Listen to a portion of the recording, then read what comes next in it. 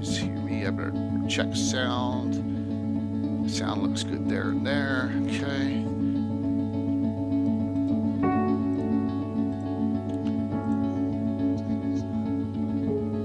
This is another great mic idea. Oh, there's a mistake. It says Living Greyhawk for Luna there. Shh, I'm slacking.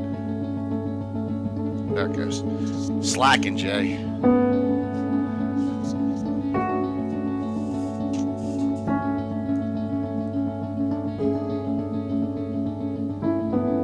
Hey, look at that. Quick early. Wow. Nice. Jim Skia, Retro Gamer Seeker. Wow. Boom, boom, boom. Good to see you. Yeah. Wonderful. 4 streams in 5 nights starting tonight. Because Anna, myself, and Liz all forgot we had a stream Friday. I put out the schedule for this week. I get it done. I get them all out. And I'm like, I thought maybe I'm missing something. Oh, the fan. I was trying to hope that you kind of oversaw that one another week. So that you kind of was like, damn, now I need to. Yep. I was hoping maybe we can kind of squeeze that in next week instead of this week. Yeah. Okay, yeah. Unfortunately, or fortunately, it's okay. It's a wife promise is a wife promise, and it's her birthday next weekend. So I was like, For Mike, you just got a regular hero point. That's awesome, Jim. Nah, you can give that to me for tomorrow night. 2.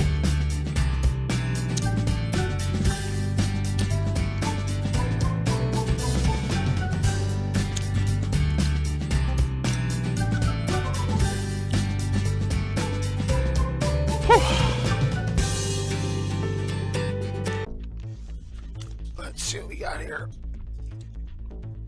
Okay, I'm putting together the giveaways while we're doing this tonight. What are we going to give away tonight? We're going to dig into some Necromancer game stuff tonight, I think. Always good.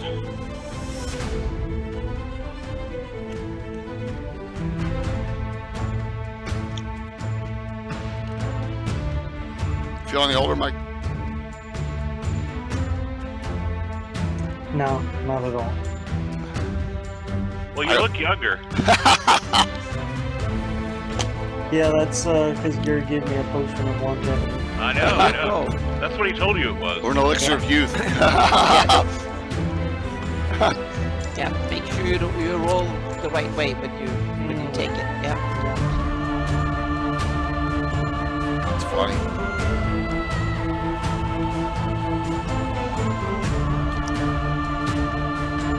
I just did a Twitch survey for partners about them maybe going to change the way they allow sponsor ads, and all the way I do it, they're not. Let's just say that they're considering not allowing it that way, and I'll be like, that's bullshit. But we'll see. Yeah, I'm just like, I'm not gonna worry about it now. But good to see everyone as we're rolling and rolling in here. Let me get my live shout outs to everyone on Discord. Boom. You know, to those that are asleep all the time, like Josh. Exactly.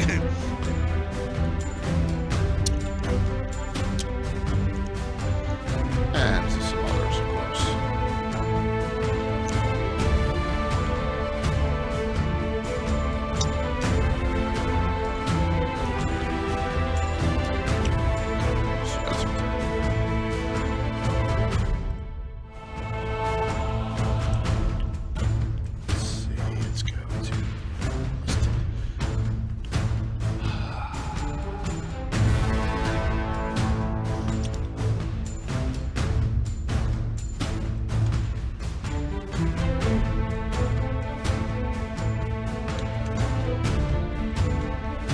What's up?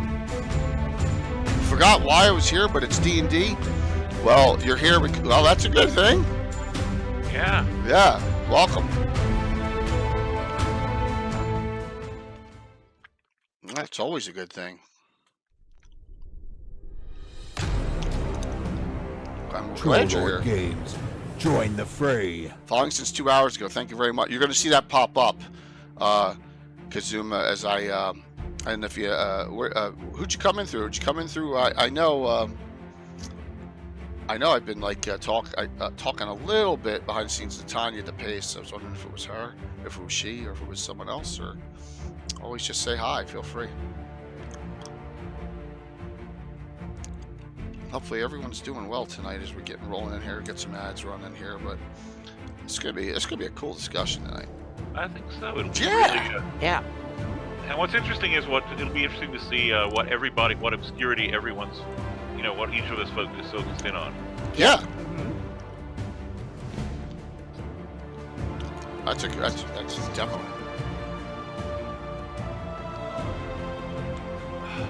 I have a couple of questions as my obscurities.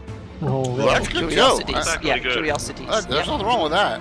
do Yep. you mean if they are obscure or not?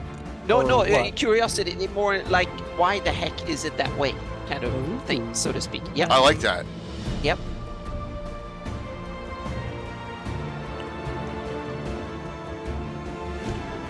Kind of observations like what the heck is going on there? Why is it that way? Right. Yep.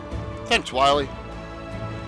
And I have a couple of theories on why too, but a couple of them I don't really have a theory, so it's more like I'm just Oh, thanks, curious Left to see Coast. what we can drum up in the discussion, so to speak. Lordy, look who's 40. Left Coast Scott, 40th month subscription. 3 years, 4 months. That's fantastic. Thank you. That should probably hype us. And there's Patrick. Wow. Everyone's hitting it up. Let me go to this next. By the way, glad to hear everyone who won a Portrait Works got contacted by them, which is great. So they all got all their Portrait Works ones out there. Yeah, I just upgraded my app to the real final version, and that is way more polished than the old beta Oh, yeah, I and used it's- it before. So, yeah. It's fun. I love using it. Plus, I have the full professional version, so you that have you can use it. I Publish can use it. it in anything Yeah. you and I do. So in the Troller Yeah. Games publications, we have license to do it. So Yeah, commercial license for it. thank you, Tino. I really I love the program, and I'm not trying to take it away from the artists, right? That's not what it's about. But if I had one group of 6 characters, okay, I get custom artwork. I have 2,000 characters. I mean, even at $50 a piece, hey Fuzz, you understand? It's just, it's not personal. It's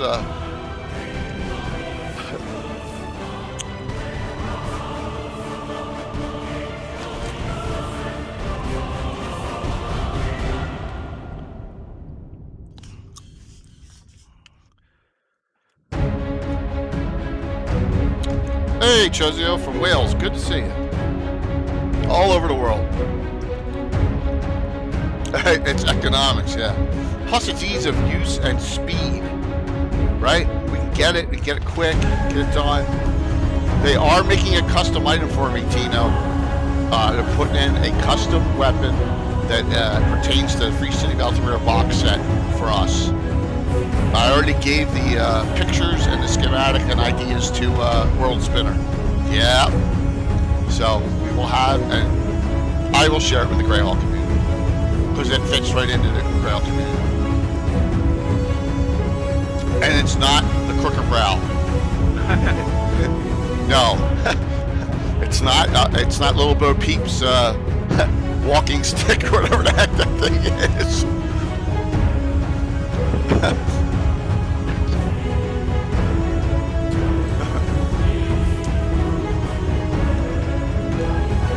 It's getting there. Wiley, 15 months, yeah. I mean, I have up to 4.5 years of sub picks if you look at mine. Wayne, thanks.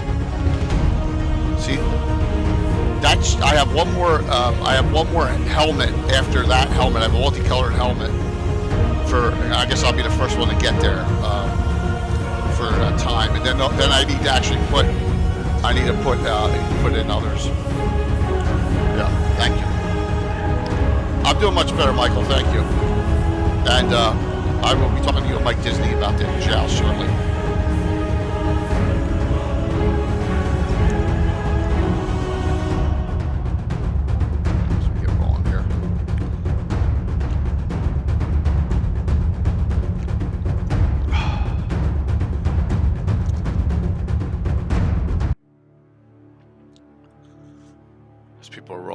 Tonight. This is gonna be our all musical episode, right? Yeah, that's good. Obscure Greyhawk lore. I mean, what else could you have in Legends lore but obscure Greyhawk lore? Yeah, that's for when the regular lore runs out. Yes, exactly. We have to go in Plan B here, Plan C, and all that. So, yep.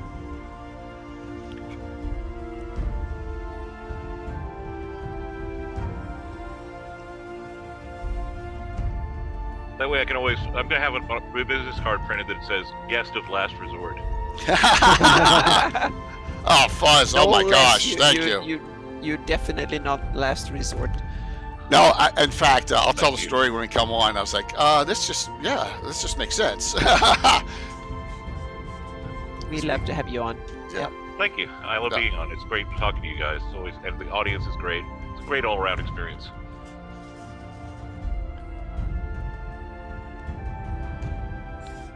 Oh, there's another 50-monther. Rocinante. There's Curtis. Yo, Curtis. Poor William Henry Dvorak, because he switches accounts. He's at like 2-month subscriber now. He goes all the way back to the beginning. He had to start over, yeah. So, here we come. Coming live. I will be drinking a lot, everyone. You know, I'm still getting over it. And if you see some redness in my eyes, it's because of, you know, I guess it's coming out of me in all pores, orifices everywhere. So, yeah. Oh wow, you guys are. We're gonna be going a long time on this on down below. So thank you all. A good evening as we start up another week here. Another 4-stream week, 4 streams and 5 nights. We go Wednesday, Thursday, Friday, and Sunday, because Friday, Anna and I forgot we had a Fantasy Mapping show schedule. I choose to not remember it. I guess there's a little bit of a difference there. Until next week, and we were still. Oh man, yeah. No but problem. We got a cool guest, and we'll talk about that. Yeah. Mm-hmm. So with me tonight, as always, is for Legends Lords Anna Meyer, and happy birthday, Greyhawk Mike Bridges. Thank you much, Jay. I don't know if you want to say how old you are, but you're getting up there. Yep. Just like I'm in a new prestige class. Yeah. That's cool. awesome. You're getting into prestige classes. That's awesome. Yep. Yes, I do feel better. Thank you very much, Wiley. And hey, good to see you too, Matties. And with us tonight, and I'll tell this story. Les, and you all know him as Oblivion Seeker on Discord chat. So Les, welcome back. Thank you. Good to be here. So we get this topic that Mike comes up with, because Mike always comes up with great topics, and I'm like, where do I start on this? You know what? I'm gonna send a Discord message to Les, who knows about all this stuff, who will come up with some great ideas, and he's like rattling off these things in Discord. I'm like, and where's this reference? Where's this reference? I go, dude, why don't you just come on? That's how it works. Right? And it's like, it's perfect, a perfect time for discussion, because you can hear my voice a little bit. I'm still fighting this a little bit, but things are going well. So, Mike, what made you decide that this would be a good topic? Because it's a topic that I've done many times on my blog. So, when I run out of stuff to write about, sometimes I think the easiest thing to do is just start pulling the books off the shelves and flipping through them and just reading them, whatever comes up. And it's usually something I've never seen before. A curious fact to that is that I had one of my best friends wanted to help me when I said that, I need to find curiosities. And he started Googling, and all I got was Mike's reference to Mike's blog. And I said, oh, no, I can't use that because he will be on the show. It's his topic. He was the one that chosen it. And then we laughed. Yeah. That was kind of funny. Yeah. I didn't go anywhere once Les came on. I was like, you know what? I have my tidbits. I have a couple tidbits. Mine are usually, something I've pulled out of a publication that I use and I've created canon on, right? Or not canon. I've used as published source and I've created my own stories on. That's go ahead. I would say I have a couple geography map related, of course, and then I have one that is slightly map related a little bit, and then I have one that is not at all, that I think is kind of cool and people have often overlooked, I think. Okay. Cool. I'll do this at the beginning and I'll do this at the end, real quick. Okay. If you have not, and I know probably everyone there has, but if you haven't, and why didn't that come up? Oh man, Megalon! wow. Oh my gosh! They go on. Wow, we're hitting a full level 5 monster. So thank you. Nice. That's really kind. Okay, so we'll go here. Virtual GrowCon is still, you can still sign up for events. You could theoretically still put in an event if you wanted to. And All get right. on waiting lists too. Absolutely. Waiting list too. There's still some great games that have open slots, even live stream games. Like here's Jay Hafner's game with 2 slots open. I think Will had to cancel from it. That's got it too. Chantel's got 3 slots. Casey's one of Casey's BK tourneys, 3 slots. So the Citadel by the Sea, 2 slots. Let's see what else we got. Lee's game, 2 slots. And once again, in Dickerus's games, John, he should have. He's got 5 slots open in both. I'm asking, I'm begging.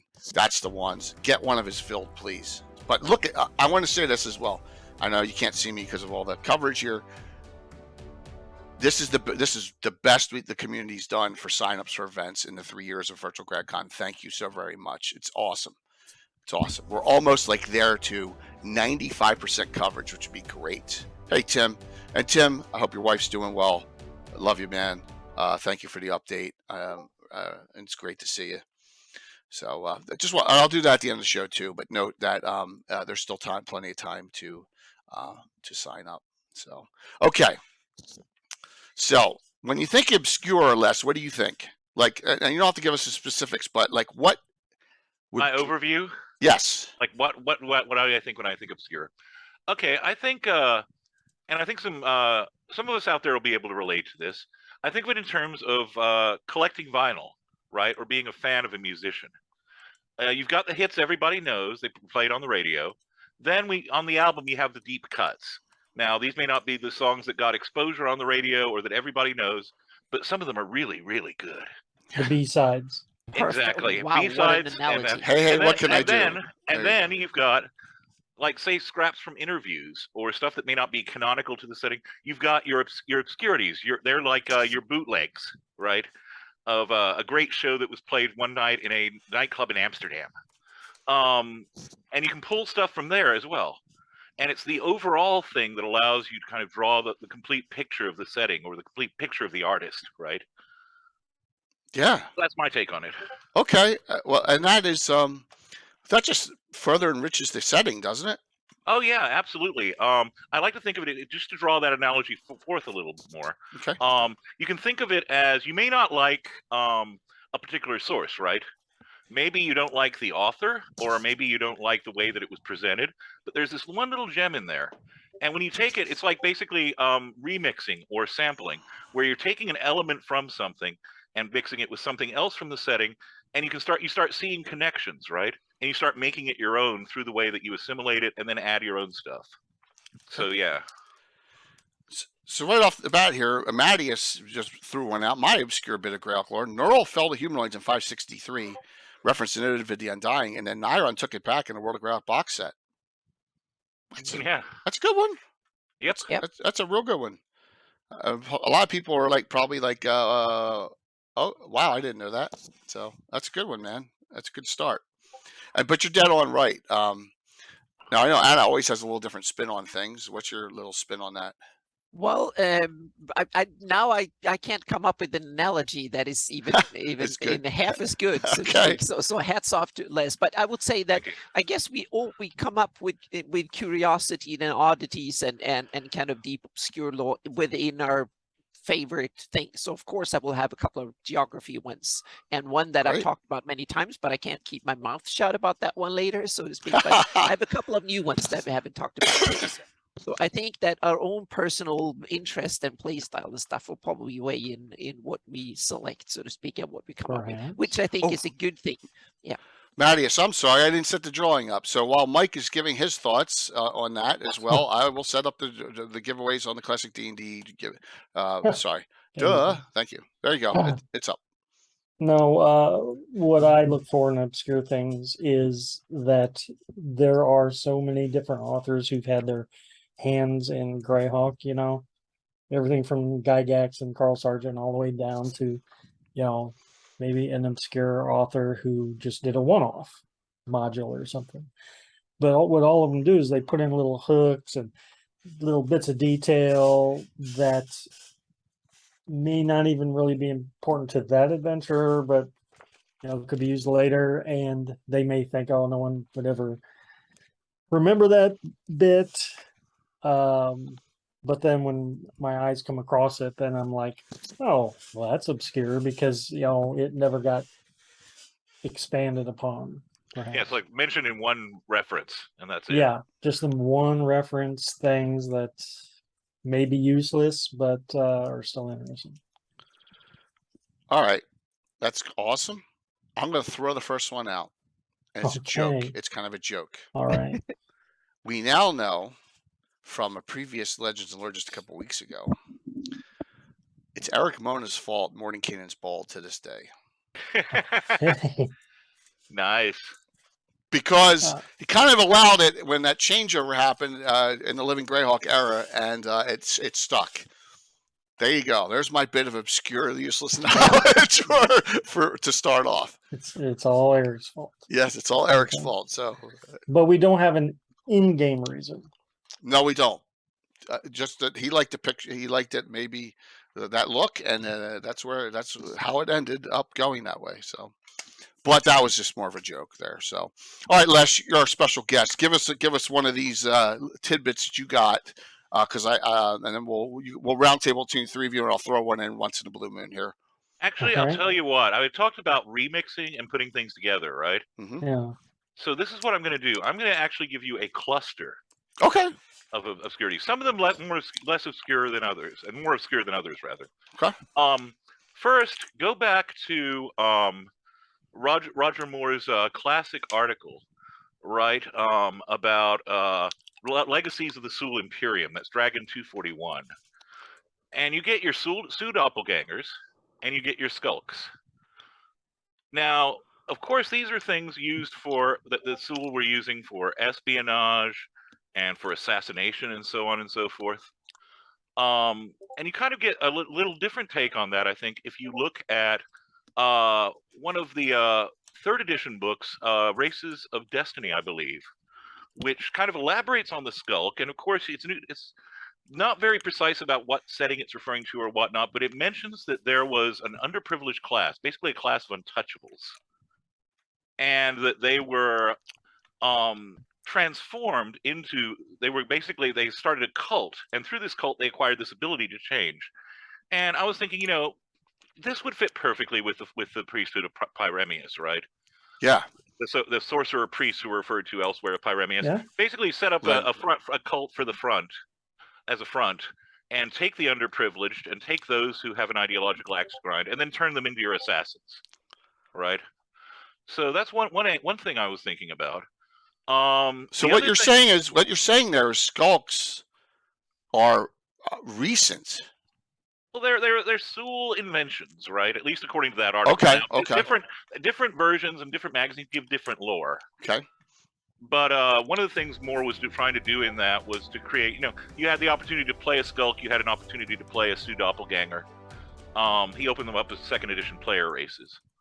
Now and there's some discussion, by the way, about how the skulks if memory serves, there's through some epistolary matter in it, there's a discussion about how the skulks of the Flaness differ from those of elsewhere. They seem to be, and the Darrow, these creatures are similar, but they're not the same, right? Okay. They serve similar functions in the overall ecology, but they're not the same creature. They don't seem to have the same origins. They don't always behave the same way. But beyond that, we start thinking now about assassination, right? Mhm. And this is where things kind of start getting fun. In another article, apparently the Sewell didn't quite give up on assassination when they were doing the my mind went blank there for a moment. That's all right, Les. When the Sewell were doing the Invoke devastation. no, after the devastation, apparently they didn't give up the assassination thing all the way. Okay. Right, because if you look at Dragon Annual 1 or Dragon Annual 3, excuse me, which has an article, and there's a couple of these articles, and I'll be referring back to them, called Falcons Bazaar. And they have basically all these clothing items and minor weapons and bits of flavor from throughout the Flanaess, right? And it mentions here, I'll read it because it's short. Please. A piece of what has become known as festival or feasting armor, the Gorgatal, which by the way is named for the kind of sack that swells up under a lizard's neck. Okay. Began as simple protection for the neck, then transformed into a fashionable ornamentation to clothing. Week-long festivals where armor is disdained moved nobles to look for such a compromise. And it mentions in Keoland, Gorgatals are concealed beneath the ruffs, popular there. Huh. So basically, it becomes it becomes a fashion statement. Basically, I can certainly see this originating within the Imperium or within the survivors of the Imperium, and then taking off in Keoland, and it spreads as a fashion. It mentions it later became a standing collar in Nyron is usually accompanied with silk and lace. I wonder what Gary thinks about that. I'm not sure. I don't. But it's a neat little bit of trivia. And you have, of course, this brings me to another thing: the Arcanamac. The Arcanamac. Okay. Yeah. Absolutely. The Arcanamac are the Sewell Arcanamac, I should specify, were described in 3.5's The Complete Arcane, I believe, and they were basically the bodyguards / enforcers of some of the Sewell sorcerers and such, right? Okay. Nice. And they all ancient. Here we go. That's cool. So that was that. In addition to that book, though, there's an article that appeared on WotC's website around the same time, written by Creighton Broadhurst, where he took some of Richard Baker's material and he fleshed it out further. And he mentions the following: in the world of Greyhawk, blah blah blah blah. Basically, the Grimoire Arcanamaca, which is mentioned in that book, is some copies have been recovered from the few accessible easternmost portions of the Sea of Dust. That's a training manual for this type of fighting. And the most infamous Arcanamac of all is Tyrum, detailed below, a member of the Scarlet Brotherhood, a devoted follower of the Blazing Killer, Pyremius, again. And once the foster uncle of Faith, he is credited with, among many other things, the assassination of Graf Rydrick of Elissa in 586. Huh. Yep. And just to bring this home, I'll mention, that's actually something the Arcanamac Baker originally created for a Dragon Magazine article for the Sorcerer Kings of Athos in Dark Sun. Huh. But then later it became, through in 3rd edition, it became part of Greyhawk and attached to the Sewell Imperium, and then it became this. So nothing wasted. Who in Dragon Annual 3's article was that? Let me pull that up again. I'm sorry. So don't be. I've got just too many books open on my desk, and Les, that is insane that you just all the way. I mean, by gosh, that's. I feel like a toddler now. Like back in preschool Greyhawk. I need to work on my credentials here. Not at all. That was awesome. Neil Graham. He only wrote 2 articles, and both of them were Falconers Bazaar articles for Dragon. Nice. And wow. They obscure Greyhawk lore, and it's like clothing and weapons and booze. Yeah, great stuff. So I've blogged on that article before. Yeah, it's a good one. Yeah, like he says, a lot of tidbits in that thing. So those Arcanamacs were in Dark Sun and Greyhawk. Yeah, they started off as a kit for 2nd edition in Dragon Magazine for Dark Sun, and then Richard Baker, the same guy who wrote that article, was one of the chief author of the Complete Arcane, and you had the Sewell Arcanamac. Where's Rich Longitalis when you need him? So we can see there was a fine tradition in the Imperium of skullduggery, attempted assassination, counter espionage, counter assassination, and so forth. That's awesome. They are their own worst enemy. Indeed, indeed. So if you are in our Discord, especially the Cannon Fire one, and you can always and you're like, how do I find this stuff? Les may be kind enough to put it in and say, look, just some references, if it's asked, right? Just because we want to make sure, that people are able to find this stuff. You go back. Yeah, that's why I'm trying to be specific with here when I mention the source, so that they know Cool. have some idea of what the source is from here. Very cool. That was awesome, man. You're smart.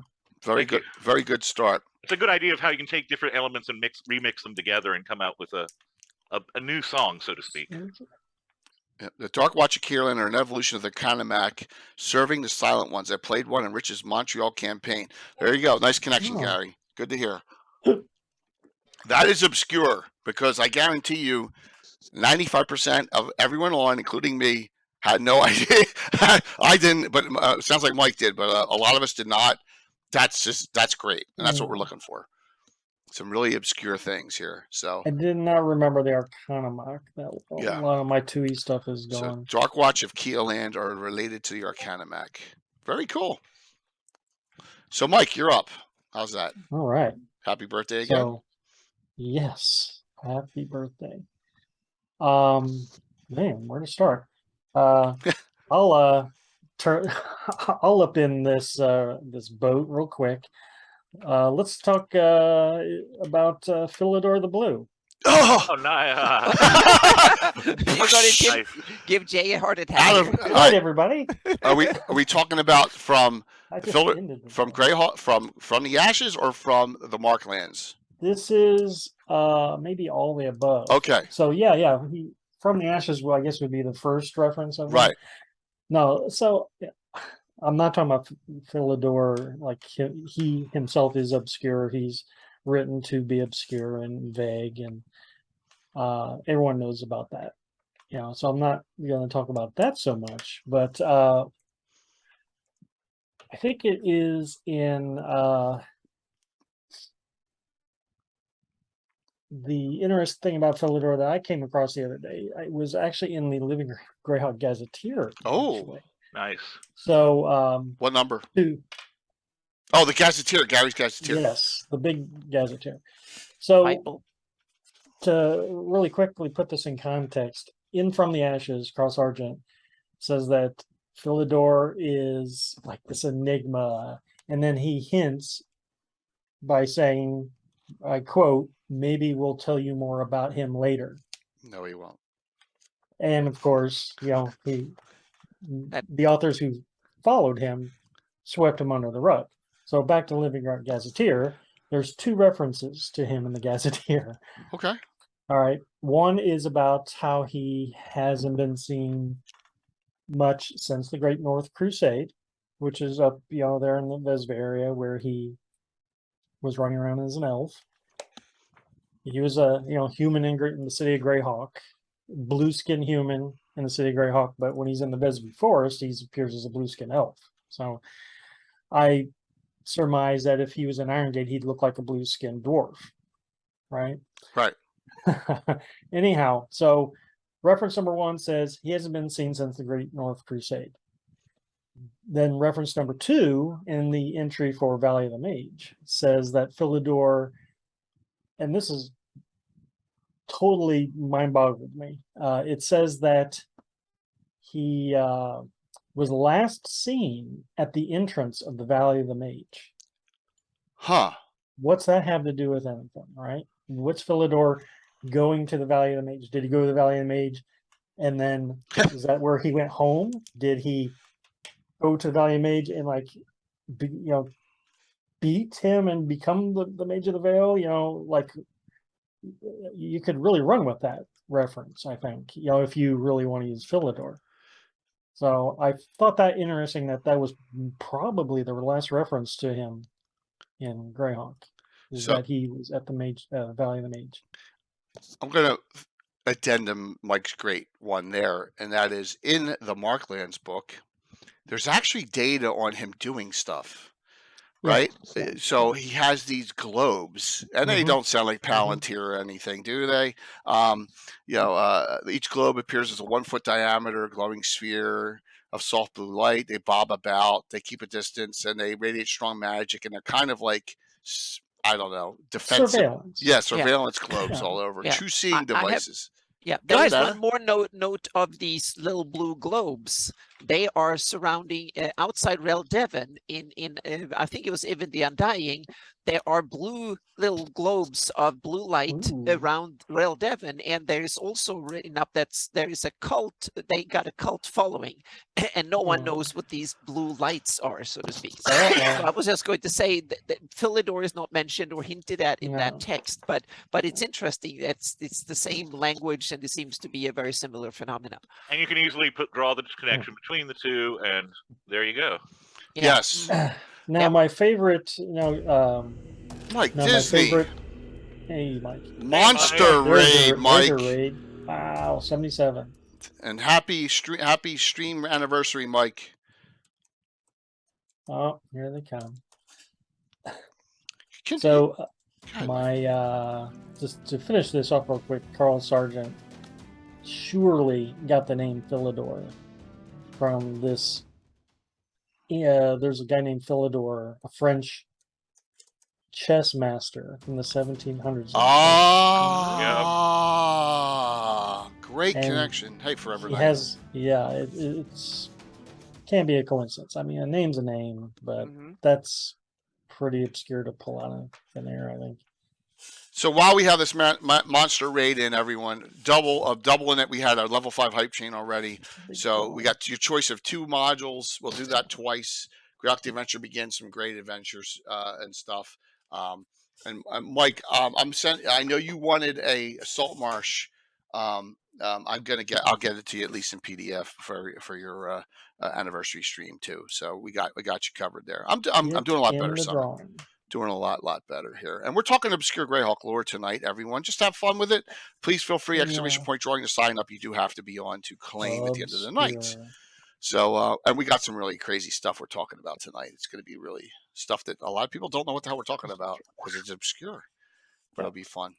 So, Anna, what do you got? Okay, I need to stay in the home turf a little bit because there have been so many awesome ones up to now. So Okay. so I'm going to ask you a question. What's wrong with beachfront property in Greyhawk? It's like, yeah, and it's the interesting thing is that when you do world build, it's kind of natural in a fantasy setting that some areas get way more love and development than others. That's kind of obvious. You can't cover everything, and you cover what's interesting where you put modules and adventures and source books. But there seems to be a systematic idea that coastlines are not particularly interesting at all. I have a theory why at the end, but let me show a couple of Okay. examples. The example 1 Yeah. or exhibit A here in this discussion, right. that's the Greyhawk Peninsula.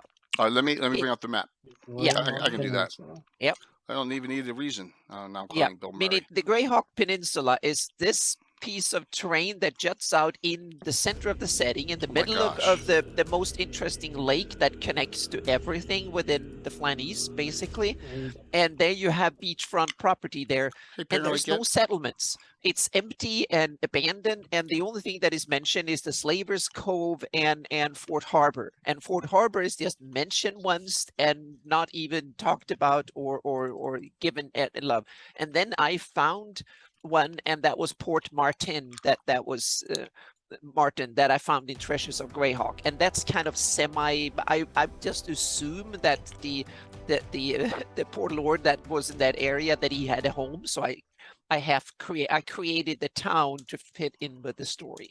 So that is kind of half created. So it's induced or simply it's content that should be there to support the story. So that's why I put that one there. But that's exhibit A of areas that there should be a trade city, Greyhawk should, or someone. You mean there should be something here and there's not? But it's such a strategic part of real estate and terrain to control. So it's obvious that someone there. Yeah. So yeah. The halflings are there. Exactly. There's some, but it's not. There should be, meaning that's an area that should have development simply because of its placement in the setting. Right. And the second one is the Medigia. And that's my second exhibit. Yeah, it's a void. And this is interesting. During the Great Kingdom days, this was their kind of first perfect beachfront property.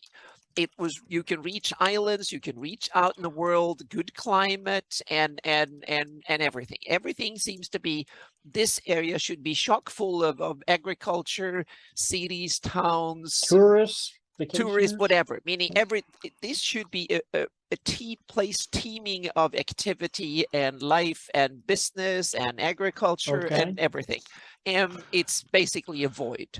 There's nothing here. I don't want to get except- political. Yeah. It's like beachfront property in North Korea. Okay, well, there you Ooh. go. But the Great Kingdom is probably as far from North Korea. I know, but I'm just saying it's the you're biggest right. empire on the planet, so to speak. There And should it'll be- to her Yeah. theory, though. Yeah, it will be like the Roman Empire forgot about Sicily or something, and There never should did be any some activity. pirate coves at least over here. Well, there or should some, be there should yeah. be Pontilver was there. That's that I have to Yeah. give them that, so to speak. But there should be 2 or 3 other big cities along the coast. There should be Yeah. more cities. Yeah, and I'm this sure is- there are, yeah. but we never heard of them because they never wrote the story, Well, so okay. to speak. So this is an area that Yeah, people could expand That on. was Exhibit B, and then we have Exhibit D, or sorry, yeah, and that is the southern coast of Nyron, the Relmore Bay coast. That one has a few. That's interesting. It seems like everybody is gathering, hunkering together in big metropolises. Meaning you have Aldred and Mythat and Shathold used to be there, and Ragby. So there are a couple of big cities. So I give it that. But the inland, the area next to these big cities, there's Thanks, Rob. nothing. It's like central Nyron is full of interesting places and lots of stories and backgrounds and whatnot. But the coastline that should be Nyron's beachfront property, where Nyron sends ships out and do commerce, the climate should be excellent, and so on and so forth. And not much activity goes on from that sense. It should be one of the centers of Nyrondian activity, so to speak. And now we need, there's 2 more to go here. Okay. And another one that followed the same example is Keoland's coast. There's Gradsul, and Yep. that's about it. And you have Gryrax that used to belong to Keo. But what in between? There's hardly no cities, no town. That is What the hell, the Gary? oldest empire in the Well, Flannies that is still standing. Look at it. This area is done well. Salt marsh now. Well, yeah, exactly. Oh, Out that's in the okay. wilderness, in the boondocks, there's way more activity than it is at what should be a Yeah. secure, wonderful, kind of sunny Mediterranean-esque wonderful place to grow your crops and do business and settle down and stuff. And it's a void. And that to me is so, and I include Principality of Ulick. I'm talking historically because it was part of the Empire of Keoland. So during the Empire heyday, hardly anyone settled there. That should be at least prime property for the Keoish Empire. And I have one more of this that has, Okay. before we get into my idea of why this happened, so more. to speak. And that's the Furiundian Wystil coast. Oh, the yeah, northern yeah. Furiundian coast. No one likes fishing here. Yeah, you have Crockport and you have Gullkeep. That's it. And it's a 300, 400 mile long shoreline that is not, it doesn't seem to have any big cliffs or anything like that. It's a huge lake and huge beachfront property, and hardly anyone lives there. I can understand that no one lives there after the war with IUs and stuff, but there should be ruins then. That is almost so empty that IUs should probably not even see a reason to invade, so to speak. Anna is starting Greyhawk Realty. Yeah. Yeah. Mhm, yeah. This So this yeah, is the case in a lot of places where, mhm. and we not everyone has access to Anna's Wonder, or you could though, of adding to the map. And I had the same thing in the Lort Mills, and my Lort Mills County Ulick's being developed now, adventure Yep. at a time, and that's what someone needs to do in these areas and really develop some Well, yeah, story. definitely. I've been started adding it in my campaign, so I'm going to present it over time. But you have to tread carefully, and you have to not overwhelm other content. But I think these areas are underdeveloped, and I think the reason for it is Okay. they're all in fairly stable political areas, meaning not that many evil cults, demonic invasions, evil overlords, and stuff. Maybe Medigia is the exception with the sea of that was kind of evil and had its heyday, so to speak. And so, but otherwise, it's and the whole coast of Great Kingdom. I could have taken the whole coast basically, but I chose to focus on one, so to speak, for the example. But I think it's good areas are dull because they don't have that many adventures. So it's the borderlands and the borderland evil between good and evil. That's where you have most of the adventures, and that's where you get most of the development. Temple of Elemental, even a Hamlet is a perfect example of that. That's true. And keep of the borderlands and a lot of things in that tradition. It's the edge of civilization. That's where you get most of the fun interest, because there you can take a day's ride away from civilization. That's where you get most of the development. And I think this is one of the reasons we have it. The other reason is that the setting developed from Greyhawk outwards. So when you started developing the center of Nyron or the center of Furyundi, I don't think anyone thought about how far you would go before the coast was the last thing. It was like, now we advanced so far in that direction, let's just put a coastline in there. And Right. a lot of settings are developed they don't look at the whole picture. You kind of start at, oh, this is interesting. We build a city, we take a dungeon, and then we build upon and maybe do things. And then eventually, oh, we put a coastline there. And then you kind of already told the stories and stuff. And the coastline that should, if you take it from a real world medieval perspective, would be the center of growth and expansion and adventure and stuff, now becomes a footnote in the story. So that, I think, that's part of how most fantasy settings come to be, so to speak. So that's one of my curiosities of that I think has a couple of good reasons why it is that from a gaming developing perspective. But the setting needs more development in these And areas, I think. obscure and observation, which Yep. is awesome. Very cool. So, back to Les. Alrighty. Awesome. Good round one. Two bits, and they could not be further apart in terms of how people will react. But I think you'll be able to, if you think about what's going on here, see a possible way to connect them and use them. And if not, hey. But we're going to start with something from Mr. E. Gary Gygax. Awesome. And this this needs a little bit of history here. Back in the 1990s, some grognards may remember there was some back and forth about Gary when he first started getting back involved on the internet. That there was some references to stuff that he had said at conventions and online about a deity named Dorga Torgu. Mm-hmm.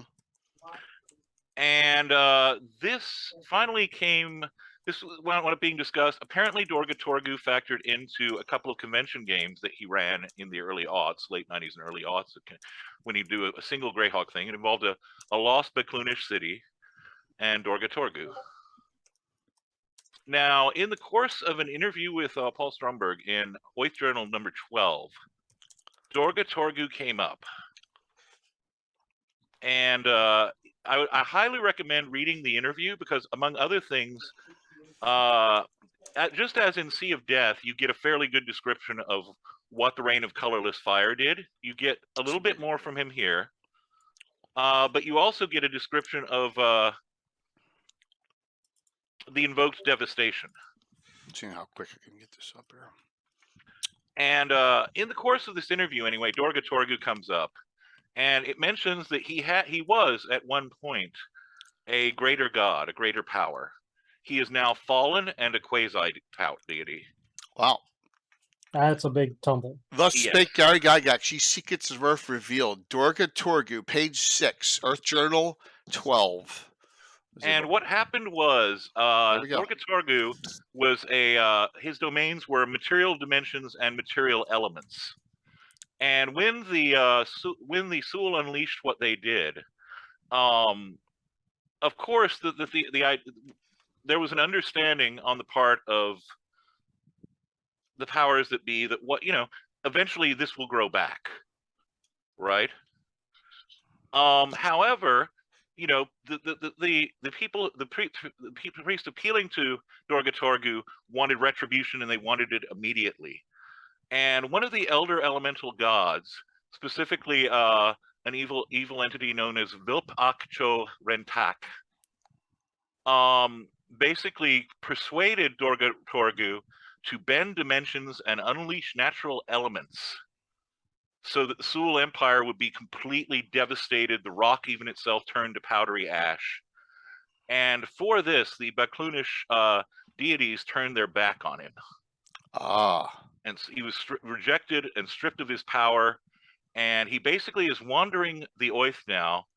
Part of him seeking redemption, and my own take on it would be he's seeking redemption, but there's still some part of him that says, but what I did was justifiable, right? I mean, it was for my people. So you have this exiled god who's looking to make things better, looking to make amends, and the only deity who will have anything to do with him really is Istis, and I think there are the article mentions he has the secret backing of Istis, who would see her fellow restored to his place if he can earn the right. Because Istis would have known that was going to happen. Yep, but you don't interfere in fate, right? Yeah. So we have a deity that is never been written down in official published source, but Gary has talked about here, and gives an overview, a nice racial origin, areas of control, alignment, plane, and he also at the end of the same piece you will find written up. This is a good article. Vilbak Cho Rentak is written up at the end, and this part I think is relevant too. Okay. There's that basically when this happened,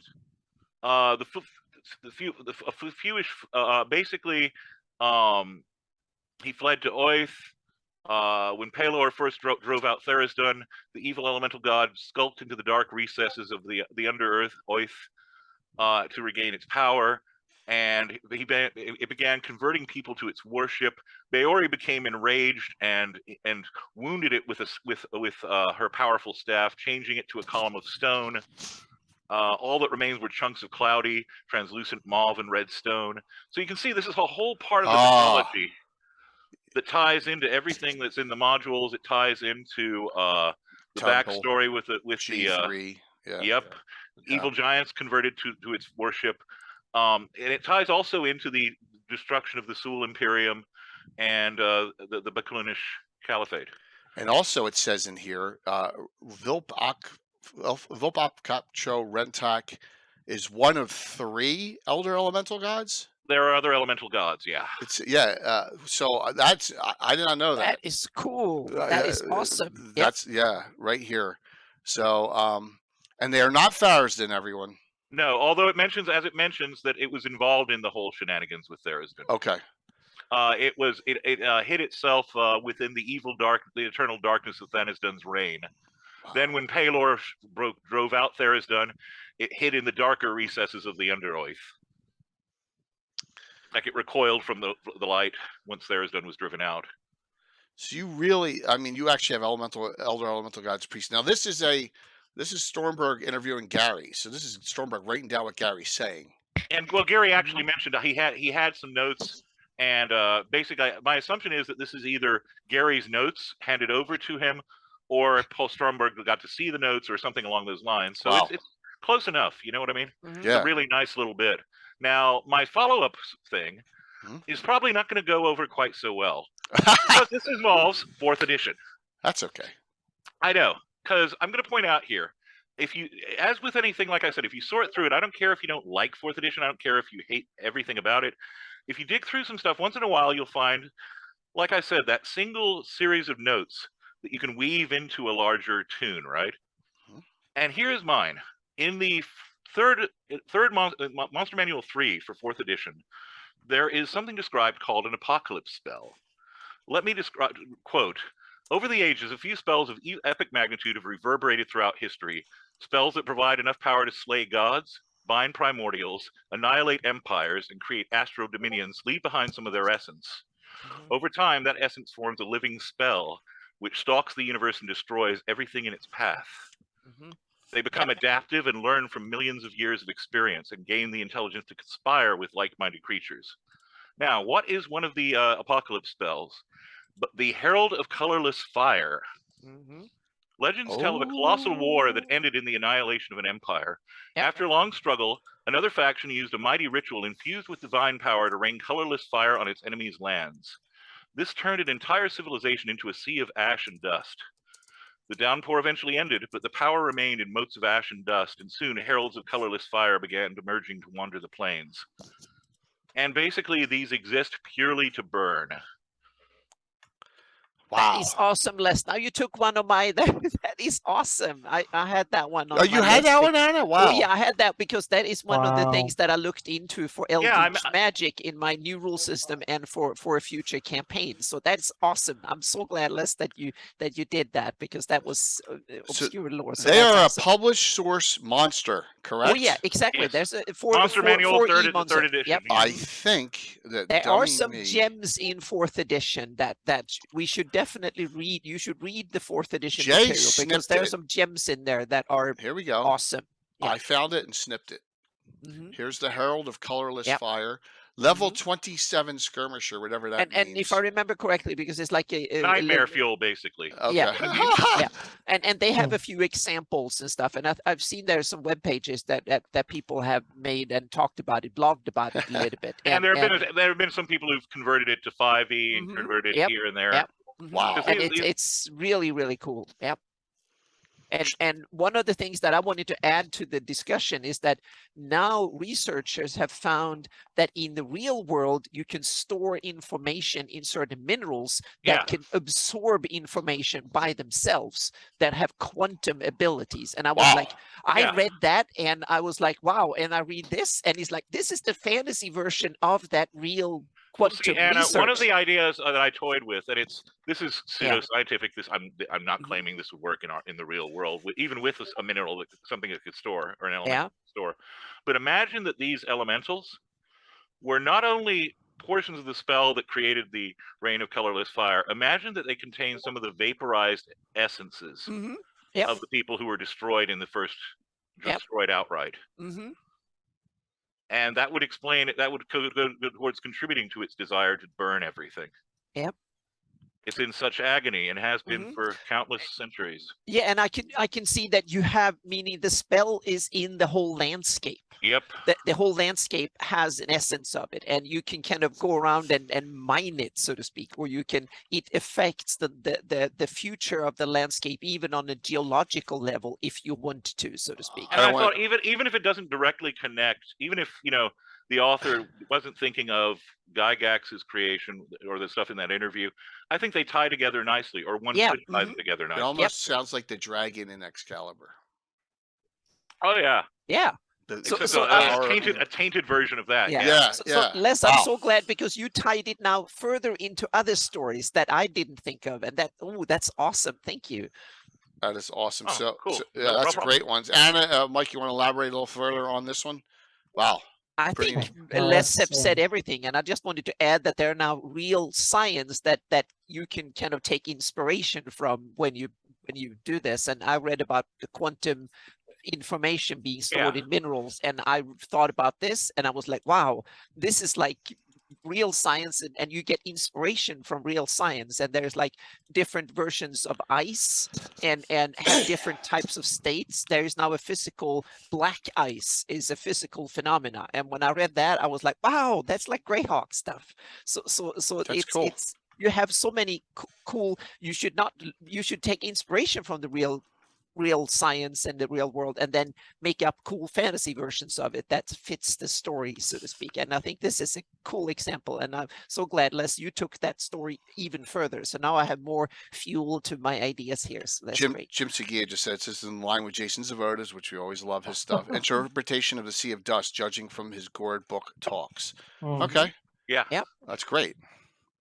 Like I said, we're delving deep on these discussions, which is awesome. So that's Yeah, I was going to say that's why I mentioned Sea of Death as well. There's an entire chapter that discusses how that ecosystem was changed. right. And in an interview, he kind of gives you a brief recap with a couple of other little nuggets, and he also explains what happened to the Beclunish territory. That basically children were tainted and came out, and they aged at unnatural rates. Basically, it's as if not only were they affected on a biological or genetic level, but it affected their sense of temporality, like their sense Wow. of being in time. Yeah. So This is dynamite stuff to play with, and I must say again, there are some gems hidden in 4th edition. I Yes. didn't like to play 4th edition, but don't forget about the books, because there are some really cool stuff in there, so to speak, here and there in 4th edition too. That's awesome. I agree. And that's what one of the reasons why we're doing this one is to dig deep into the weeds on this and give you guys guys and gals some ideas. And that's it. When we are not even talking less about the cinema, you can go obscure there as well. Yes, I can imagine, Curtis. Yes, and there's been some great discussions on a lot of that. I know those talks can go late into the night, which is cool. So Can I throw out one last thing? please, On a slightly Yes. different note, but more upbeat, and I'll tell you something how I elaborated on this. The 2nd edition please, Karishast. Monstrous Manual compiles material from, of course, those previous little folders, including the Ravenloft one. Mhm. The Ravenloft one introduces the Were-Raven. Yes. And it mentions that the Were-Ravens came to the Dark Domains from someplace else. And it's the supposed origin point, the point that everyone thinks they came from, is Oath. Right. And I actually created so basically the Were-Ravens came from Greyhawk. And what I did was I created a backstory where the Were-Ravens, there's a split between evil and good lycanthropes, and I won't go into that because I've written something about it, and hopefully that'll be out someday. But the thing is that the Were-Ravens delighted Baori, right? Because, Anna, we've discussed this before, ravens are such intelligent creatures, and they're great at mimicry, and of course they're so vital in mythologies, and they're curious and intelligent birds, right? But with the Were-Ravens delighted her with their antics, and then they were needed elsewhere for reasons that weren't explained. And according to the Flan version of events, when they left, Baori was so overwhelmed with grief that her tears literally welled up from the soil and threatened to engulf everything until the mourning of her other children reminded her that she should refocus on them. Wow. Okay. So So it's just taking a bit of that, and then I was like, I want to make this part of a Flan myth. Oh, so we're that's talking about cool. hundreds and hundreds of thousands of years ago. We're not talking about recent history. No, they would have disappeared quite some time ago. Yep. Maybe are they stuck in Ravenloft? No, they seem to be performing some function. It mentions that. Okay. Nice. And they're neutral goods, so interesting. Yeah. That's really interesting. Ties into my I use an invention of the skull ravens. Yeah, the skull exactly. Yep. Almost a flip side of that. Yeah, exactly. Yep. Oh, it's so cool. Awesome. Getting some Thank you for that deep one. stuff here. It's just fantastic. Mike. Wow. What we got? Were-Ravens. Let's see. When's the last time anyone's looked at the Greyhawk Player's Guide? Which one? Anne Brown. That's okay. 2nd edition. I like this. Oh. I went through It's a good book. recently again for the birth stuff, the stuff about the Flan and when they're born and that Guess stuff. what, That's great. Mike? Yeah. How the heck did I know this? I never had that PDF ready. Boy, It's you right have there. it ready. Wow. Boom, right there. Don't ask me how.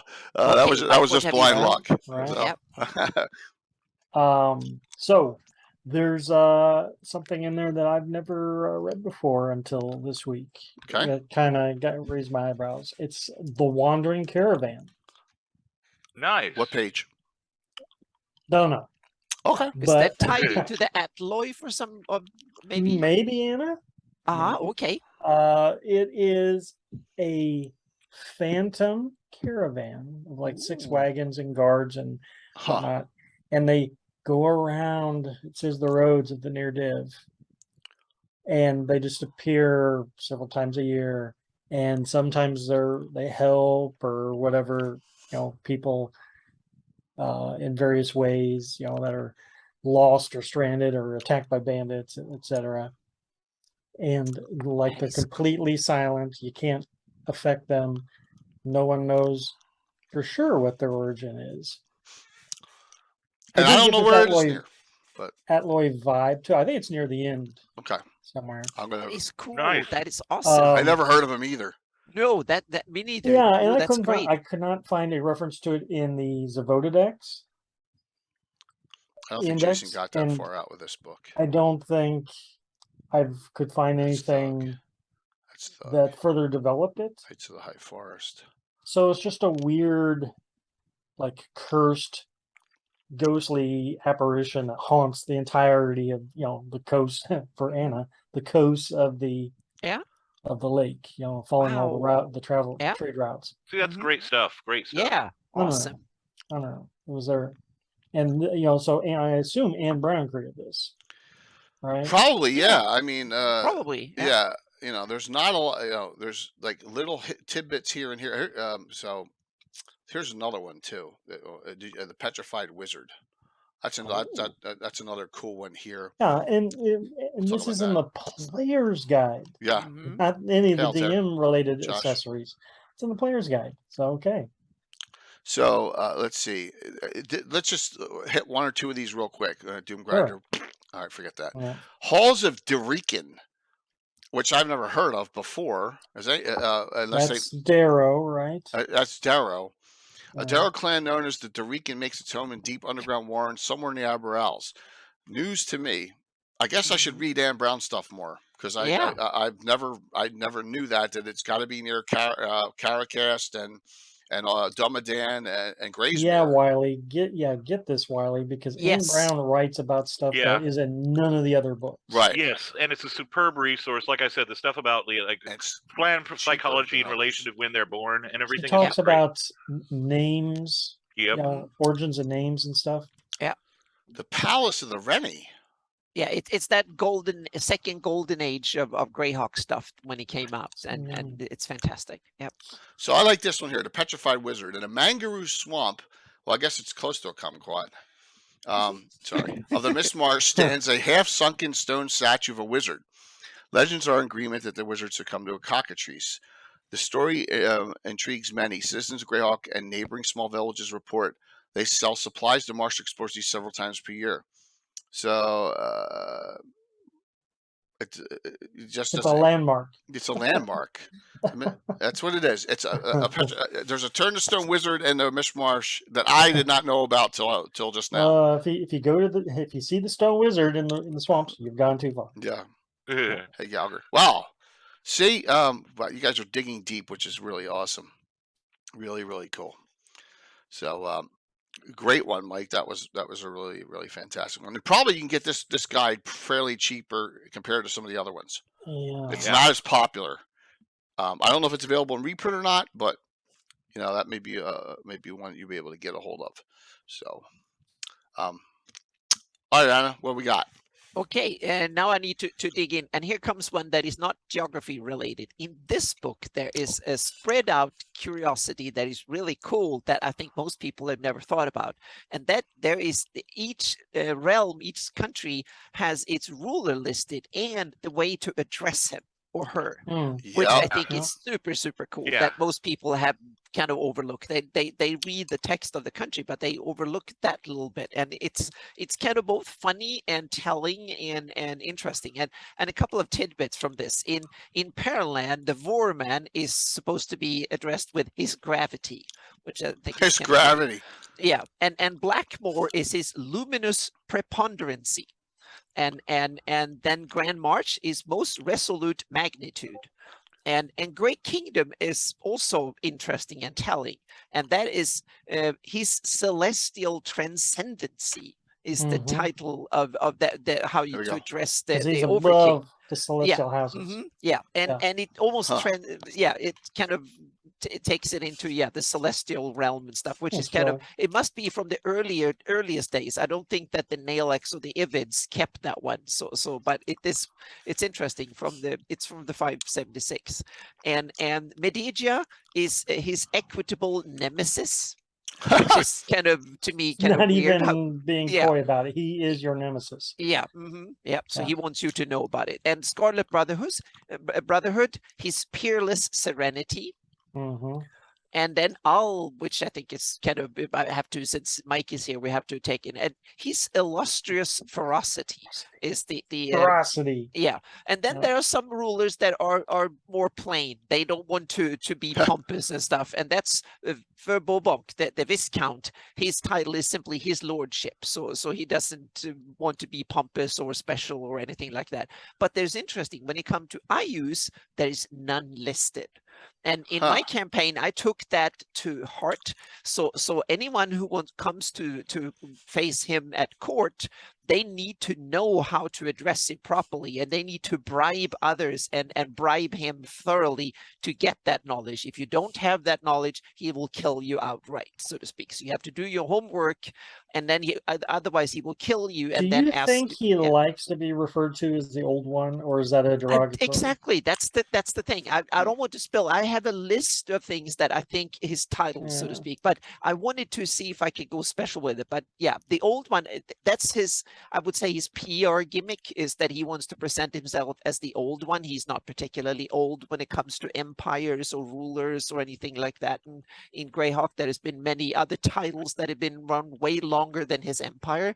So I'd see that more as a propaganda trick. And he wants to tie into old Flan traditions, and he also wants to simply pretend that I've been around forever, and meaning, come on, he's the upstart when it comes to Imperial Flannies, not the old one. So but I think it's kind of it's fun. You can read through these titles and then use them in, meaning that will be kind of an awkward situation if you come to a court and have to address a ruler and ask a question or plead for help or something like that, and you don't know how to address.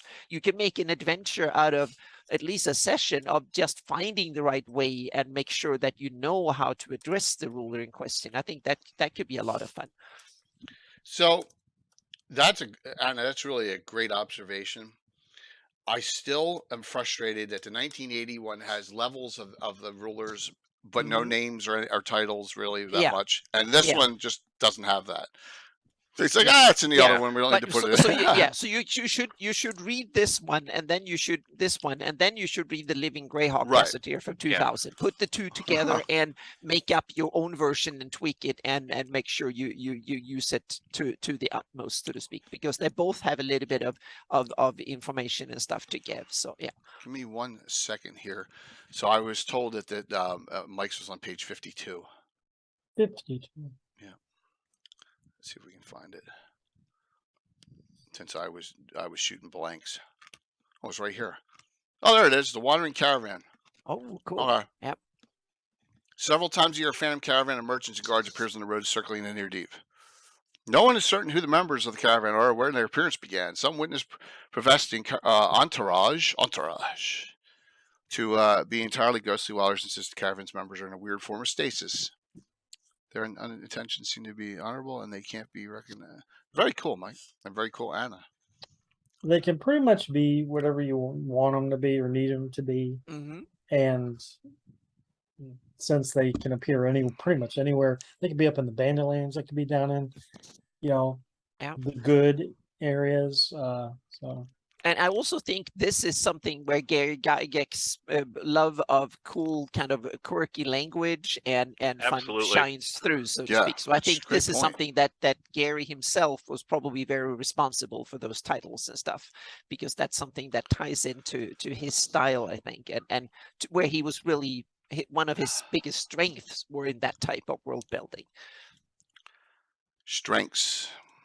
So, gosh, I haven't given any yet. I don't know if I should. I'm going to be embarrassed.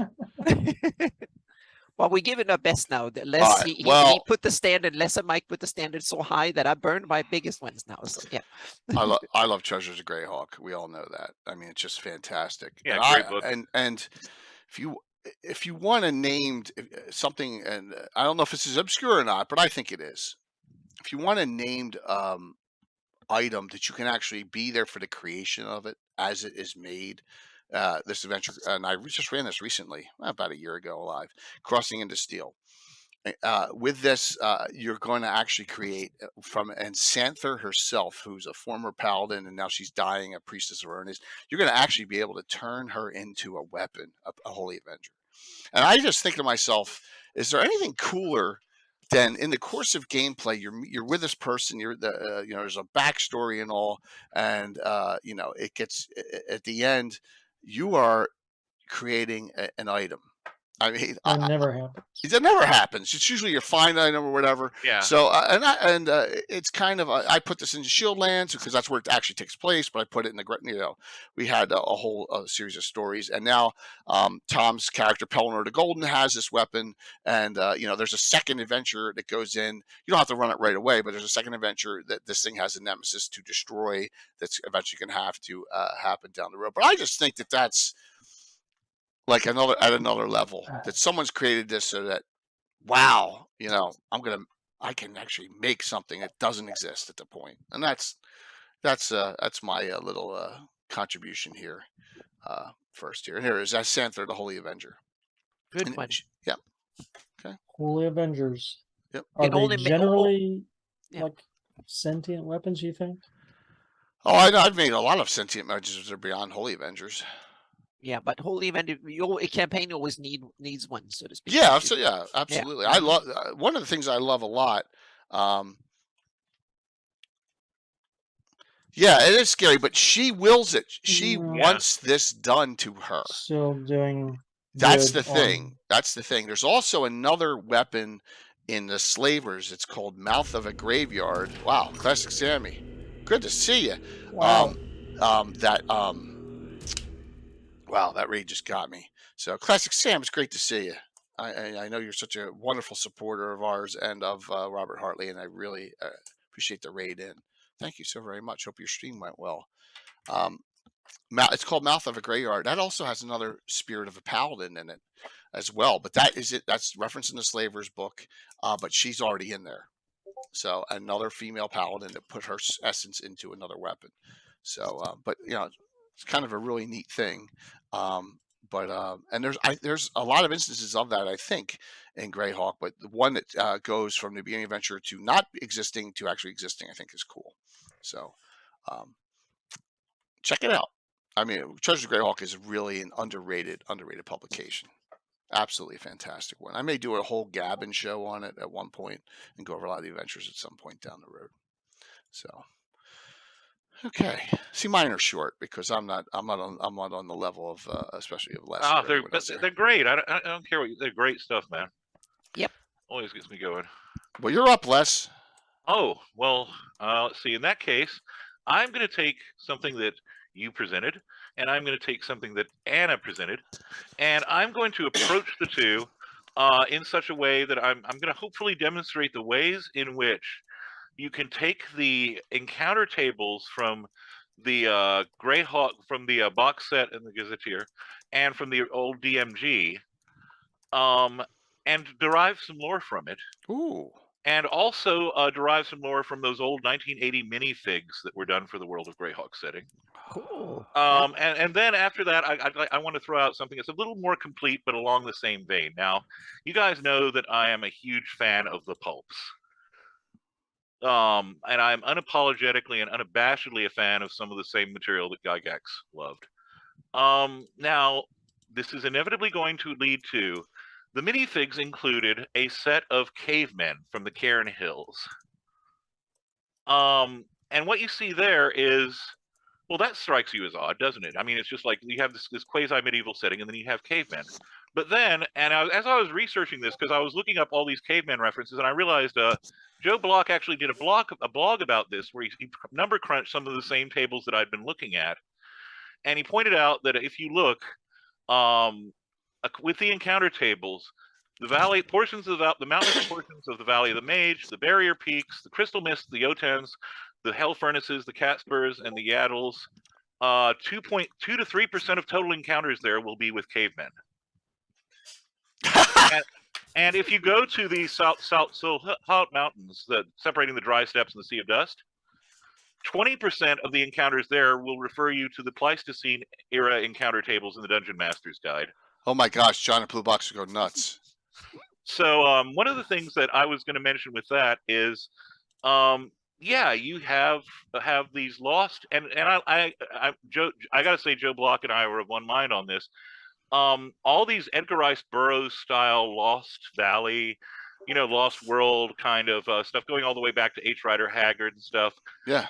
Yeah, you could easily pull off one of those with some lost cluster of proto-humans or early humans in those regions. And you can throw in dinosaurs and you can throw in all kinds of craziness, basically. And it's a neat little pulp twist. Along those lines, I was going to mention another thing that you can pull from the encounter tables. Of course, you have Spine Castle, and we've discussed Spine Castle recently. And we talked about the orcs and the humans, but one of the things I mentioned in passing, and to me this is fascinating, is if you look at the encounter tables, you see the Aarakocra, right? Yes. Yes. Now, let me tell you what I connect that to in my The mind. Lord Mills, a lot of them. Yeah. The Greyhawk Adventures hardback, The Wings of the Rakers. Ah. Now, is it a coincidence that you have winged creatures that live there and also devices to allow humans to fly? That's interesting. That's interesting. So at any rate, in my version of the Bone March, there are horrible rumors. Goblins are afraid to go above a certain, because of course they've taken over the Bone March itself. But the Rakers, if you go above a certain height, they'll raid some of the abandoned dwarven areas on the lower levels. But if you start going up,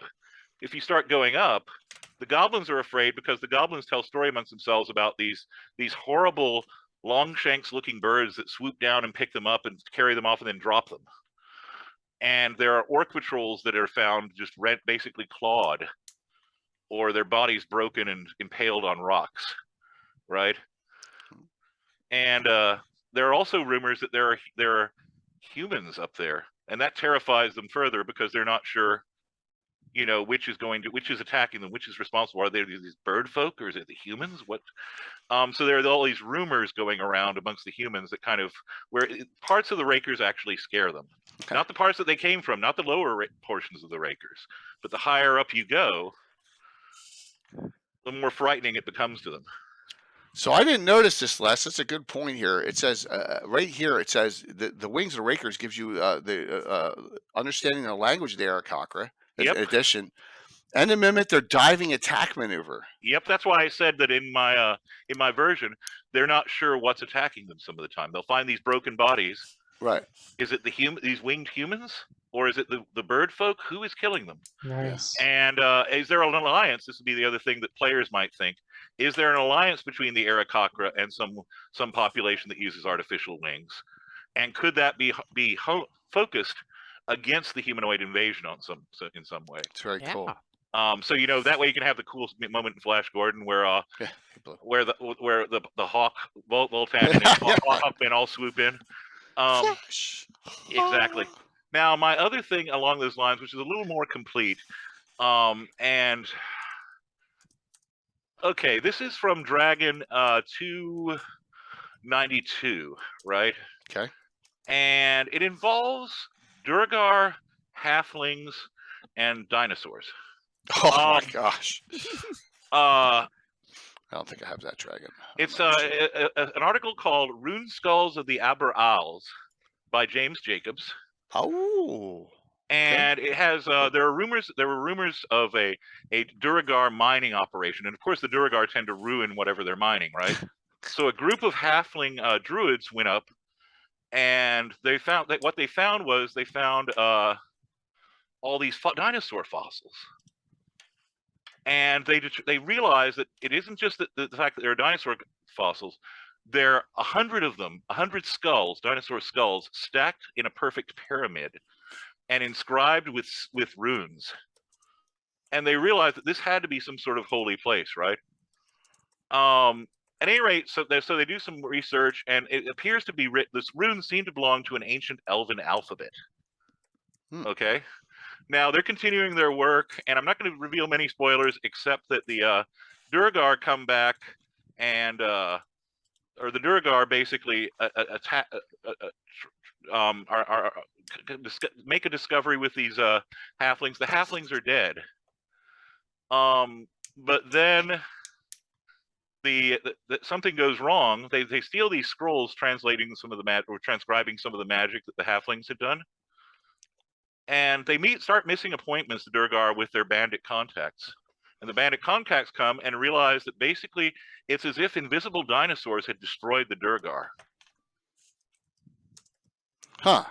And what this then does is it gives you a series of spells, druid relatively 5-7 levels, so on, spells for druids such as Dinosaur Stampede, Dire Hunger, Enhance Wild Shape, Essence of the Raptor, which is a favorite of mine. You infuse yourself with the essence of a prehistoric raptor.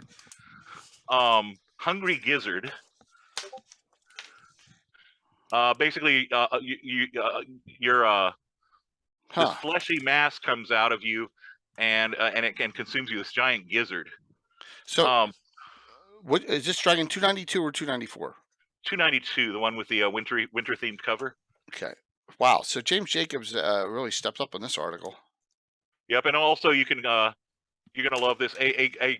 One of the other spells causes a set of ghostly dinosaur jaws fades into being and attacks the creature you designate. They attempt to grapple the opponent. Basically, you've got these giant dinosaur jaws that manifest and start tearing at your enemies. So that was obviously during the Paizo-Hawk era, correct? On that one, okay. So that's James and his, but that doesn't. So wow, it sounds like outside of James's box on what he's doing with Savage Tide and Age of Worms and everything else. It sounds like he went off on a tangent there. It's an article on spells, not an article on Greyhawk. Okay. Well, no, it actually it begins with the description. I mean, it refers to the Aberrals in the title. And the setup for the spells would be, these are what the halflings uncovered. Yeah, I'm just telling Jay that it's not tied into any adventures. It's not an adventure. It's not an adventure. It's basically some lore, some background lore, and then some new spells. Okay, cool. Now I'm going. Yeah, that kind of ties into the pulpy kind of weird Harryhausen / Burroughs / Haggard kind of vibe I was talking about. Wow. Was it Dragon 82 you said? 292. 292, yeah. 292. Yeah, thank you. Yeah. Right. So Les gave me one, and I'm gonna defer back to him because he's gonna tell it better. But this is at Greenwood. All throughout the Wizards 3 articles, Ed's referring to stuff that's going on in Greyhawk. Why don't you throw one or two of those tidbits out, Les? Well, one of my favorites, and I can't remember the issue off the top of my head. I'm sure someone will, or maybe you looked it up, Jay. I'm not sure. I had. The idea was there was a they're discussing planar stuff and people experimenting and stuff, and there was a castle in the Drakensgrabs that Mordenkainen is talking about, and about how basically the damn fool needs to find a new home if he's still alive, because basically, courtesy of someone tampering with the portal, the thing blew up. Yeah, so it's somewhere out here in the Pomarsh. So yeah, so and there's awesome. there are also lots of other little nuggets. This I'm going to tell you how I elaborated on it. There's one article where Mordenkainen mentions to the other wizards that in the Flan have a proverb. Secrets kill. And I was thinking about the nature of nomadic tribal existence and how, secrets could actually be dangerous if you have to rely that much on other people. And that actually wound up that became the title of a session I ran where the PCs their patron wound up assassinated. Some of the little acts of side treason they had been doing wound up revealed. Some of them were arrested and thrown into dungeons and tortured. Basically, when everything blew up in their faces, all these little lies, all these little things, the name of the session was Secrets Kill, in honor of that little. So that's a proverb from the article from Mordenkainen saying that's what the Flan said. Yeah, it's either a Flan proverb or we have a proverb in the Flanesque kind of thing. Yeah. That's pretty cool. There are tons of that. And like I said, even if you don't care for the Wizards 3 articles, even if you just are like, well, that's not pure Greyhawk, I'm like, you can read it and you can pick up some little story nuggets from it. I think Ed did a really fine job throughout of doing the thing where, so this is happening on this world, this is happening on this world. And I get the sense that he did a lot of that with the utmost respect for those worlds. He did it with respect for Kryn. He did it for respect, of course, for the realms, and he did it with respect for Greyhawk. He was keeping up with the continuity of what was being published at that time when the magazines came out. Exactly, and I think he did it in an utterly respectful way. So even if you don't necessarily like what was going on with the meta of it, if you will, look at what was actually going on in the articles, and I think you could find some nuggets for your campaigns. And he created a wizard Rothane too. Yeah. Which is another really obscure thing. She's she's got some stats here and there, but yeah. You need to ask Ed what he was thinking when he created that character. What were you thinking? Yeah. I'm Well, just kidding. No, I mean like I'm kidding. I will. if it were up to me to come up with that, I would say Mordenkainen went to the Forgotten Realms and picked her up. Because there's no other reference to her for whatever reason in Greyhawk material, so why wouldn't she be maybe from another Yeah, world? I don't know if we got that in the Wizards 3 with Grub. I don't think so. Yeah, we'll have to check that. But Yeah. trust me, I'll be talking to Ed soon Know enough. what Ed so was thinking. yeah, so yeah, very. So those are some awesome ones too, Lesh, man. Really appreciate it. Yeah, there's some great stuff there. Neat things. So, Mike, let's go ahead. You're gonna say something? I was just gonna say, while we're on Please. the subject of wizards, I just wanted to throw this out here before I forget, or before time runs up, or what do you think? Because I had mentioned that I was going to. I mentioned specifically that I think I mentioned I was going to do something about sea barons, right? Mm-hmm. Yep. Yep. So the ladies of Creed. Okay. Crickets. Yeah. The ladies of Creed were in Dragon Magazine 258, and they were not in a Greyhawk article that was labeled Greyhawk. Huh. What the article was labeled? Let me pull down here. The article was actually entitled. God, I'm taking Wizard Societies. Okay. And it was written by Lloyd Brown III. And it gives you examples of some generic wizard societies. It gives you some wizard societies for the realms. And it gives you 2 wizard societies for Greyhawk, one of which is the Conventicle of Acererak, and the other one is the Ladies of Creed. Now, I chose the Ladies of Creed over the Acererak one simply because there isn't that much material about Oakenheart, the island in the Sea Barons. Right. Which we talked on Isles. We talked about on Isles just recently. Yep. Yeah. It mentions that Creed was the former name of Oakenheart before the coming of the Aerdi, and that this group is civic-minded and pursues goals such as education, help for the underprivileged, and crime prevention. The priority of goals changes with the times, but they never address such things such as war, public works, or the building of monuments. They're more obsessed with people than things. 30 women active in the group at any one time. All female group. Okay. And they made enemies of the local thieves guild of late because they've been continually thwarting its efforts. And the other cool thing is that the head of the group, and I kind of like this idea, this opens adventure possibilities, right? She's a half-orc named Amaranda, who has been, and the group, under her leadership, they become more active. And you can imagine, this is the Sea Barons we're talking about, right? Yep. She's proud of the fact that she's never taken a human life, but captured dozens of criminals. And needless to say, she's incurred the ire of quite a few people. So hang on a second. Where did you get this from? The Dragon 258. Yep. 258. Thank you. Yeah, it's an article. Wizard Societies. Yep. And there's a Serac too, which sounds bad. The other group. Well, that one, needless to say, they extol the virtues of the secretive Archlich and believe that he epitomizes the search for magical knowledge, and they all yearn for lichdom themselves. Oh, gosh. And one of them, the head of the group is a vampire. So if that gives you any indication about the group. He has long been free-willed and he's been free-willed. He's had to settle for being a vampire instead of lichdom and resents it. And he is free-willed and commands many werewolves and at least 2 lesser vampires. And he believes that he still believes he can somehow transform himself from a vampire to a lich. And mind you, that's the leader, that's the boss. So,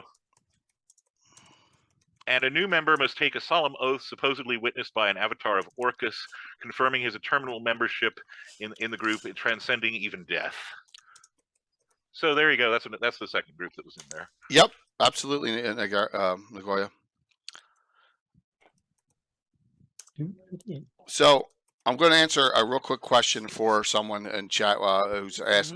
Me and my fellow players are mostly playing Forgotten Realms. There's nothing wrong with that 128th, as you know. I just DM'd for Ed Greenwood, and he plays in my Greyhawk. So there's nothing wrong with Forgotten Realms setting. But real quick, this is me. My recommendation: get this if you can. Living Greyhawk Gazetteer, Gary Julian, get that. Get this. Jim Ward's Greyhawk Adventures hardback cover book. Get that. If you got to get a reprint, that's fine. Thirdly, you want to get the Free City Grok box set setting. I mean, get those three.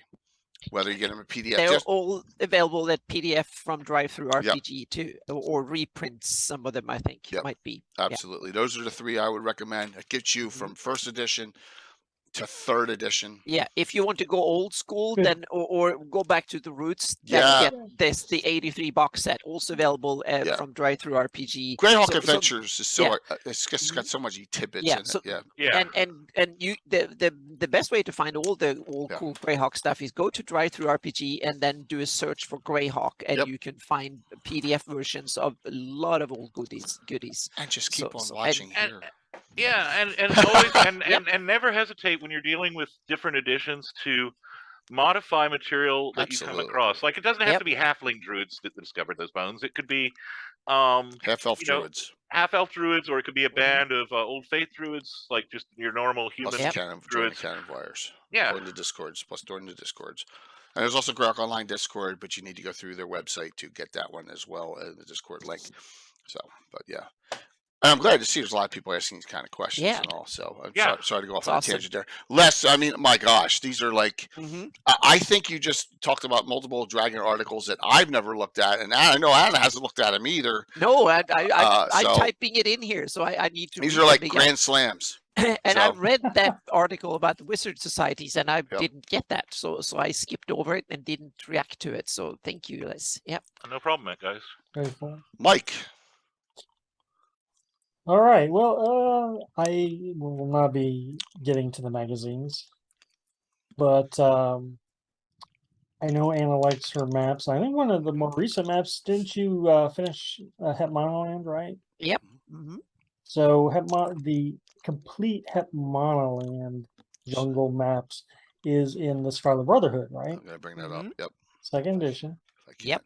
And in the south part of Het Monoland is a town called Bianbo, which is on, I guess, the Cabrevo Plain, whatever. Yep. And so there's a interesting tidbit in here about the Tall Walkers. Oh, the Tall Walkers. And it says the Scarlet Brotherhood landed once at the city port, Bianbo, and they offered gifts to the king. What page, Mike? Don't know, man. Okay. You're gonna have to look. You're just gonna have to look in the Het Monoland section. So some of the Scarlet Brotherhood stayed behind, and then it says reports surface from time to time of unusual ships on Bianbo shores piloted by beings the locals called the Tall Walkers. Now I'm thinking Great one. that line came right after. So they say the Scarlet Brotherhood showed up, the Scarlet Brotherhood stay behind, and ships show up from these beings called the Tall Walkers. Are they saying the Scarlet Brotherhood are the Tall Walkers, or is the Tall Walkers someone else? Well, there's only one other reference to the Tall Walkers, and that's in the Llano Desert to the north. And it says an oddly constructed ruin near the hills is said to have been built by an ancient race of people that predate the Tuav, possibly the ones from Bianbo called the Tall Walkers. So are the Tall Walkers some like giant kin of some sort? Or are they just referring to the Scarlet Brotherhood because they show up and maybe the Sewell are taller than them? So they're like, oh, those are the Tall Walkers. They come back. There's got to be some kind of confusion going on there on purpose. But who are the Tall Walkers? And clearly they were there before, the Tuv or maybe even the Omen. So the Tall Walkers, I think, is another mysterious, maybe human, maybe, like I said, giant kin race that so far, that's the only references to them I could find in Greyhawk. So This is one for the likes of our friend. Torhoon. Yeah, Mhm. yeah, Yeah. Annenson's Yeah. right. It could be Torhoon. Our for the likes of this is Pramus and Sean Reynolds, or is this just Pramus on this one? Or is this just It's Premise and Sean Reynolds. yeah, it's mostly Sean, yeah. Mm, But yeah, that's we may want to delve into. We haven't had Sean on in almost 2 years. We should probably need to get him back on and really go into some deep questions here if he would, yeah. That's a good one, man. Yeah, Never, but you heard of given him? its location, right? Right. So if Right. you go with that, the tall walkers are literally showing up in Beyond Bow in ships, and we're not talking about the Scarlet Brotherhood, then that means they're coming from somewhere. Right. Another race of seafaring people who are tall. So are they coming from that mysterious continent, a ways Somewhere. down? Yeah. Mhm. Who knows? This is cool. Yep. Or are they coming from the Isle of Dread? Oh, maybe the Isle of Dread, yeah. Mhm. Yeah, who Yep. knows how far they went. Or are they? Well, the Scarlet Brotherhood has to get its opium and lotus from somewhere. Yeah. Mhm. I throw that out there as another nice little obscure bit of lore. The opium and lotus abuse at the beginning of Artifact of Evil that one of the Scarlet Brotherhood guys is. Yeah. Mm. That's good. That's good. Mike, that's a really great obscure one, man. Thank you. Yeah, that's great, Mike. Well, Yeah, I just try to keep it lean and mean. lean and mean is really good.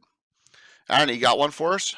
Yeah, I have one little. Now I'm done with the really good one. So now we have, but I'm trying Okay, to make sorry. some good out of this because I often heckle and complain about Living Greyhawk screw things up and stuff. But We just all like do. 4th edition, they have some little gems in here and there, and one of them is they had in the I'm not sure exactly which Living Greyhawk document it came from because I cut and I had help that cut and pasted from various Living Greyhawk stuff.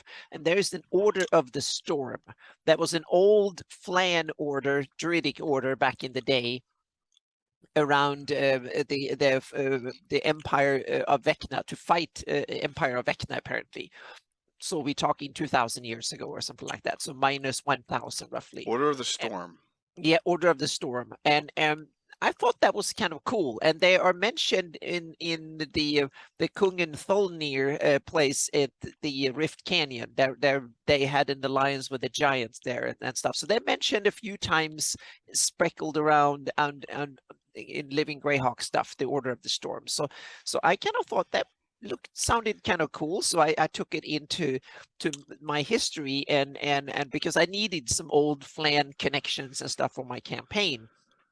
So I simply said, well, that ties into some other cool stuff that you had the tyranny of Vecna, and then you have Dragotha appeared in the minus 900s and ruled over the that area of the Western Rift Canyon and parts of what is today Shield Lands and stuff like that from the before she became a lich, so to speak, and during her days as real dragon, and then so I had that the order, one of the members of the that helped out and was one of the fighters associated with that order was a guy that I called old Vayne of Molag. And we have to realize this is before today's Molag. This is old Flan Molag. When Flan, in my campaign, Molag was at Flan Hill Fort on the edge of civilization, so to speak, along the Vang River. And then so Ulvain was one of these fighters that was recruited by the Order of the Storm, and he became very, very successful. And he was one of them that slew Dragotha back in the 900s near Rift Canyon, with the help, and he served the Order of the Storm back then. And then he became an hierarch, and he became powerful, and that is the one we know as Warduke. Then today is Oh. Yes, so I tied in, and this is an example Dang. of man. tying in a tiny little tidbit that I found in Living Greyhawk stuff with kind of quasi Greyhawk lore among that comes with Warduke and those little tidbits, kind of cheesy or half cheesy descriptions, so to speak. And I gave him a name, I put it in history, I put it in a date, and I tied it together, so to speak. So that's now part of my campaign backstory. So old Vayne of Molag became immortal, and not a Death Knight, but something similar, and he became a hierarch of the Horn Society.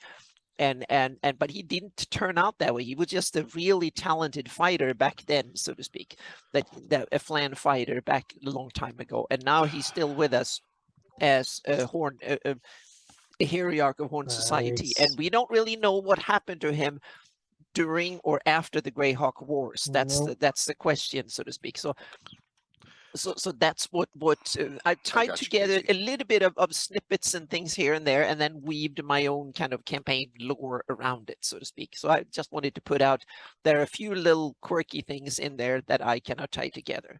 So I wanted to do that as an example. So Casey doesn't have a stroke. Can you tell me the Bandit King connection with the Order of the Storm? It was simply mentioned. I think someone just wanted flavor, so that just said that there was something that was called the Order of the Storm back in the day, and that was it. Oh, it has nothing to do with Verlos or anything like that. No, it's just a couple of sentences. It's okay. Happens. It's I think 2 or 3 modules. It's just mentioned Order of the Storm. It's just some curiosity that someone put in there. No one ever thought about it ever afterwards, and I kind of blew it out of proportion and made it into old history in my campaign, so to speak. Okay. So you don't need much. You can take one little sentence and here and there, and then you can build something from, so to speak. Okay, David. And that's the great thing about what tonight is. Tonight is information feeders. And that's an interesting. Dragotha is the dude in most places. Campaign, yes, he is a dude, but I'm going with that. Dragons are like raptors in the real world. The females are the big and the nasty ones. So the big powerful ones. So the male dragons are the slightly less powerful, and the females are the really really powerful ones. So Dragotha is a female in my. But that doesn't mean that they can consort and stuff like that. So yeah. And just remember this: we found this out multiple times just recently. Dragotha in the original White Plume Mountain is listed as an undead dragon. Mm-hmm. That's it. Yep. Ed Greenwood creates the Dracolich. Yep. At some point, and we believe it is Bruce Cordell, he retcons Dragotha into a Dracolich during that adventure he did, and that's when Dragotha went from an undead dragon to a Dracolich. Yeah, okay. And so in my campaign, I said it was in the -900 she was defeated and killed, and then after that she became back as an undead, and then eventually she survived as a Dracolich eventually, so to speak, and she came back, so to speak. I don't know if Warduke has anything to do with that part, but that's not written yet or not told yet, so we'll see. It's very cool though. So that was my little tidbit, so to speak, what you can do. So mine's going to be a question. All right, and this will be my last one, because I'm not as good as everyone else here on the obscure. How many? And Anna, we'll talk published sources on this. Mm-hmm. How many characters are actually dragons in published source? Now, I know of one, I'm going to give you an example of one that's obscure, and that is, and I should have had this up already, and that is... I'm thinking of the one that you had in one of the adventures I was in the city, in the... okay, yeah. The opera singer? Estrella, the opera singer. Yeah. She's one of my favorites. That was the one that came to me as an obvious one that I think is in published sources. Absolutely. And that is she. I don't consider her obscure. Also, Mizrab from the Falcons series is another one. Mm-hmm. But this one here, if I'm in the right section, I may not be. Is really obscure. I think it's right in this here. Give me 1 second. Where's Karishast? Karishast's castle. Now I know the frickin' Living Greyhawk wipes everything out. I don't give a shit. Sorry. But we go to Karishast's castle. Oh, guess what? It would help if I press this button here. All right. Karistein's castle is right here, and we go to this person here. They're all listed. Her entire entourage is actually listed here. Karistein's 12th, Aaron Mander, 11th level human. We also have Cheyenne Stormhanded and Gesharon Haflurinas, who appeared in my joust, who will be back for the joust in 2 weeks. Okay, so just note that he's here. And you also have an individual named a young adult gold dragon, Ambara, also lives at Karistein's castle, preferring human polymorphed form exclusively. Her parents have sent her to Karistein to serve as a companion and learn more of human ways. Only Karistein and her immediate fellows know that Ambara is a dragon. I just find that this is the kind of stuff. I have one more to add to it from published sources. Yeah, please. And, it's in Even the Undying, I think it is, that it's in Greenwood. There is a gold dragon named Aruma that normally and often appears to be a ranger and part of defending the forest. I think her name was Aruma. I'm going from the top of my head here, but there's a gold dragon that was described in Even the Undying as one of the guardians of the Greenwood. Yep. So that's 5. We have 3 Greyhawk dragons. Hutton Mask, who impersonates the what's his name from the Circle, right? Estrella, Mizrab, Ambara, and that one, and that's 5 so far. And yeah, we have one from Paisohawk in the campaign, in Alhaster, the silver dragon that is the consort of the ruler of Prince Zeech. Exactly. Oh, okay. Yeah, she's a vampire silver dragon.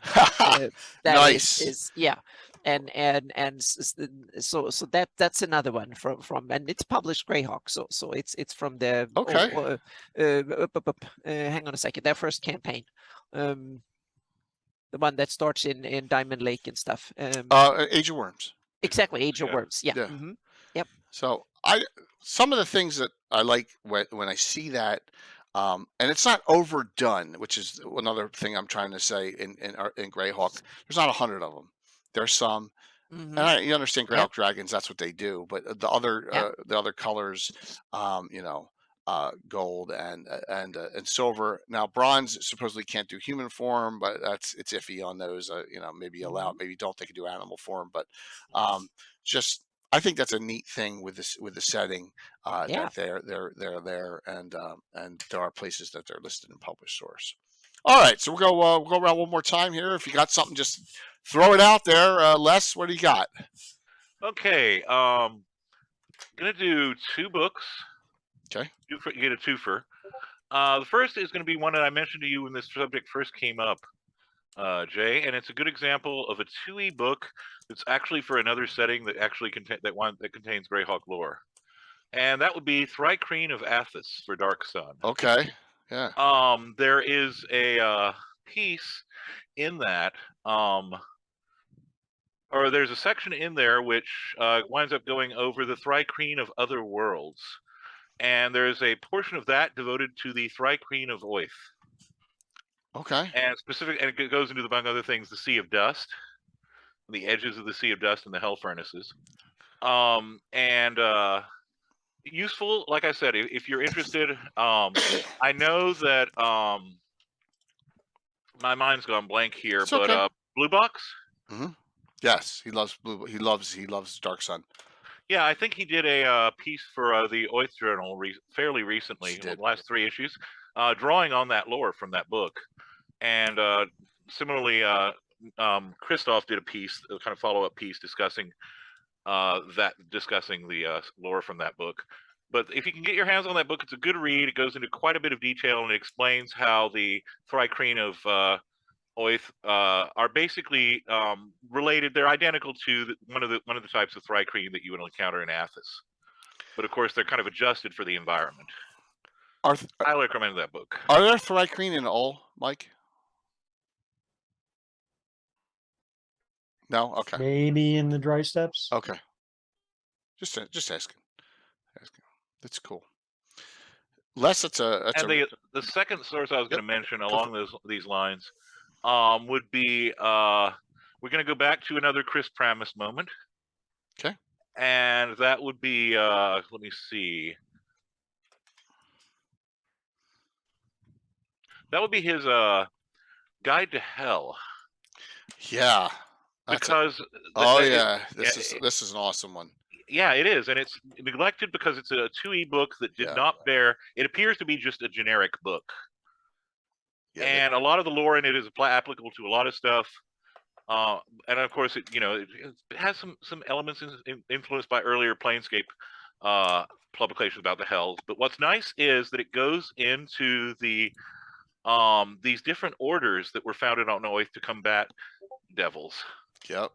And specifically, a schism between where some people broke off from the Church of Rao and joined and created a secret order for the of Saint Cuthbert followers who are devoted to hunting fiends and things like that. So it's a really good. L'Order de la Croix Rose Veritas. Yes, the Rosy Cross Order of I believe Golden Truth or something like that. The Order of I got it up. The Order of the Cross of Truth. Yep. There's history here. It talks about the Great Northern Crusades against Ayus. That gives you a time frame of when this happened.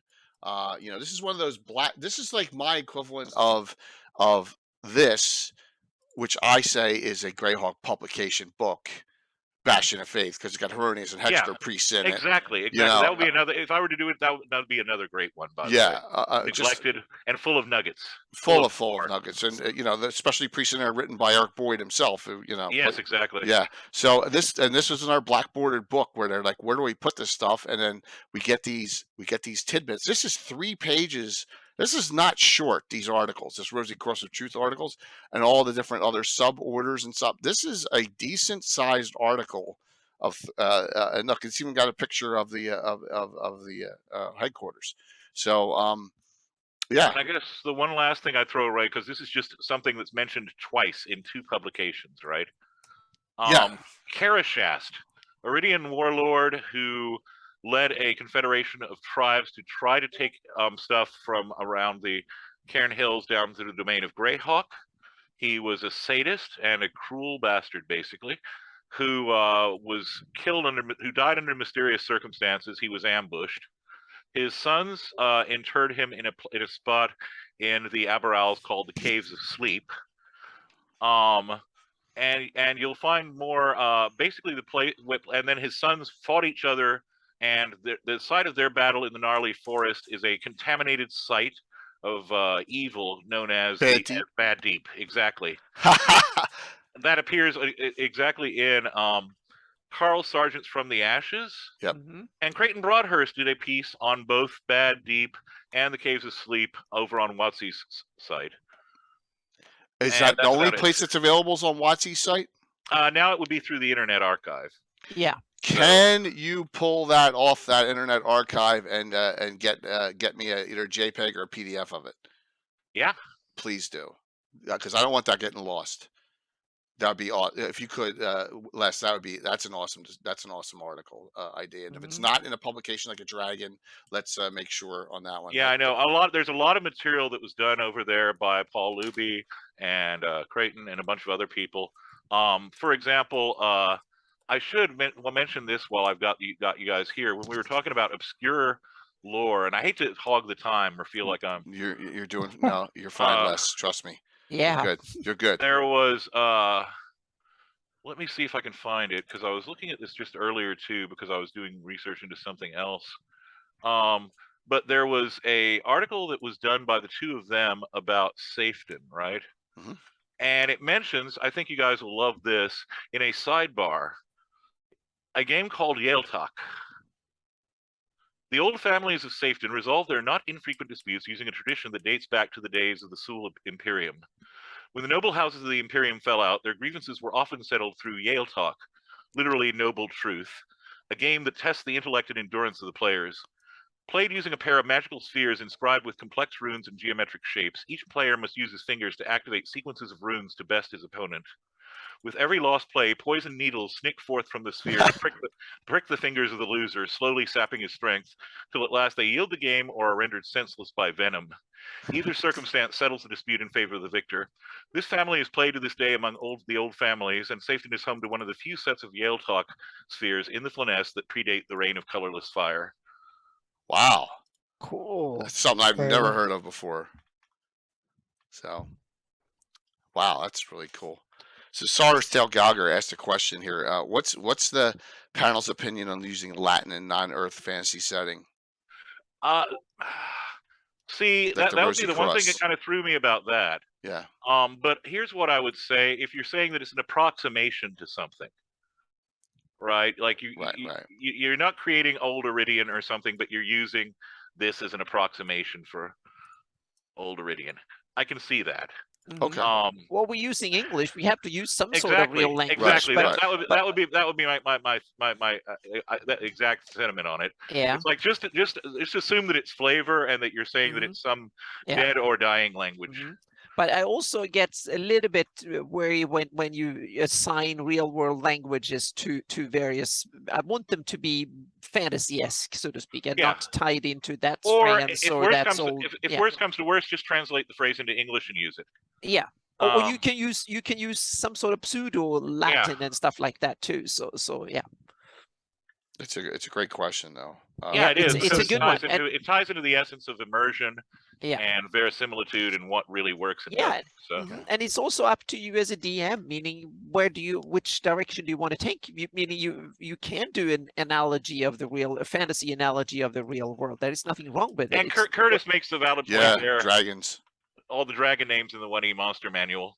It's Yeah, all Latin. exactly. I skipped those, and the dinosaurs. There you have another. Yeah. They also use the scientific names, and then they Exactly. invent pseudo scientific names for the dragons, so to speak. And that's probably why I don't like the dinosaurs when you use their Latin scientific names. Yeah. I thought Yeah. that some of them were made up because isn't Tyrannosaurus Rex like something like Draco Terribilis or Draco It Horrendous might or be, something?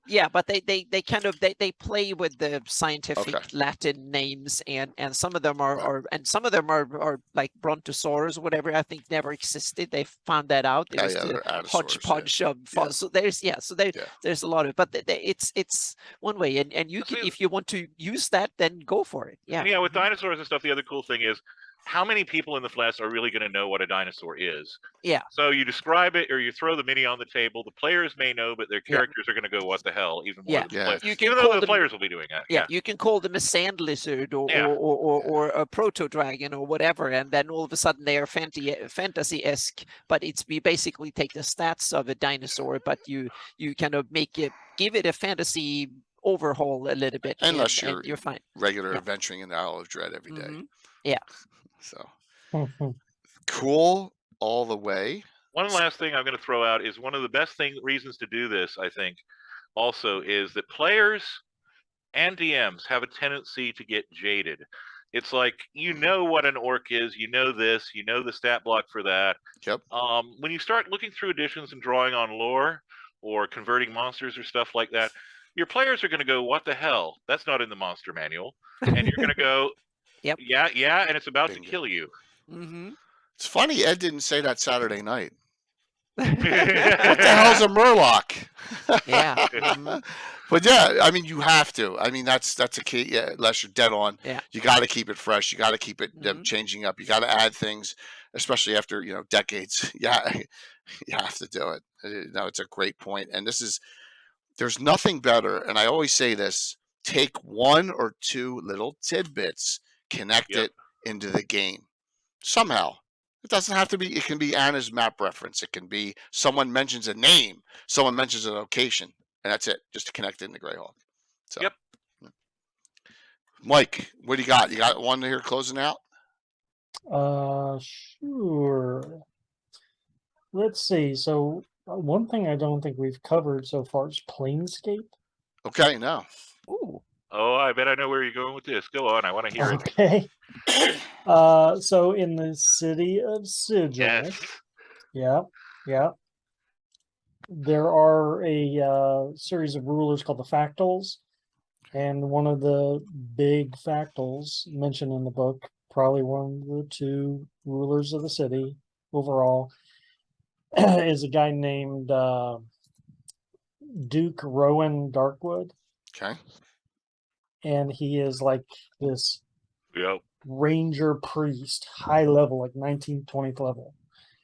And he is originally from the world of Greyhawk Wow. Yep. in a roundabout way.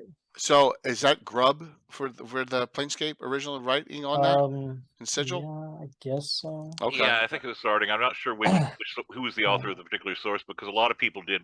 Right. Power, Cook, they all contributed to that. Okay. Over there, I don't know. And there's also, yeah, Yeah.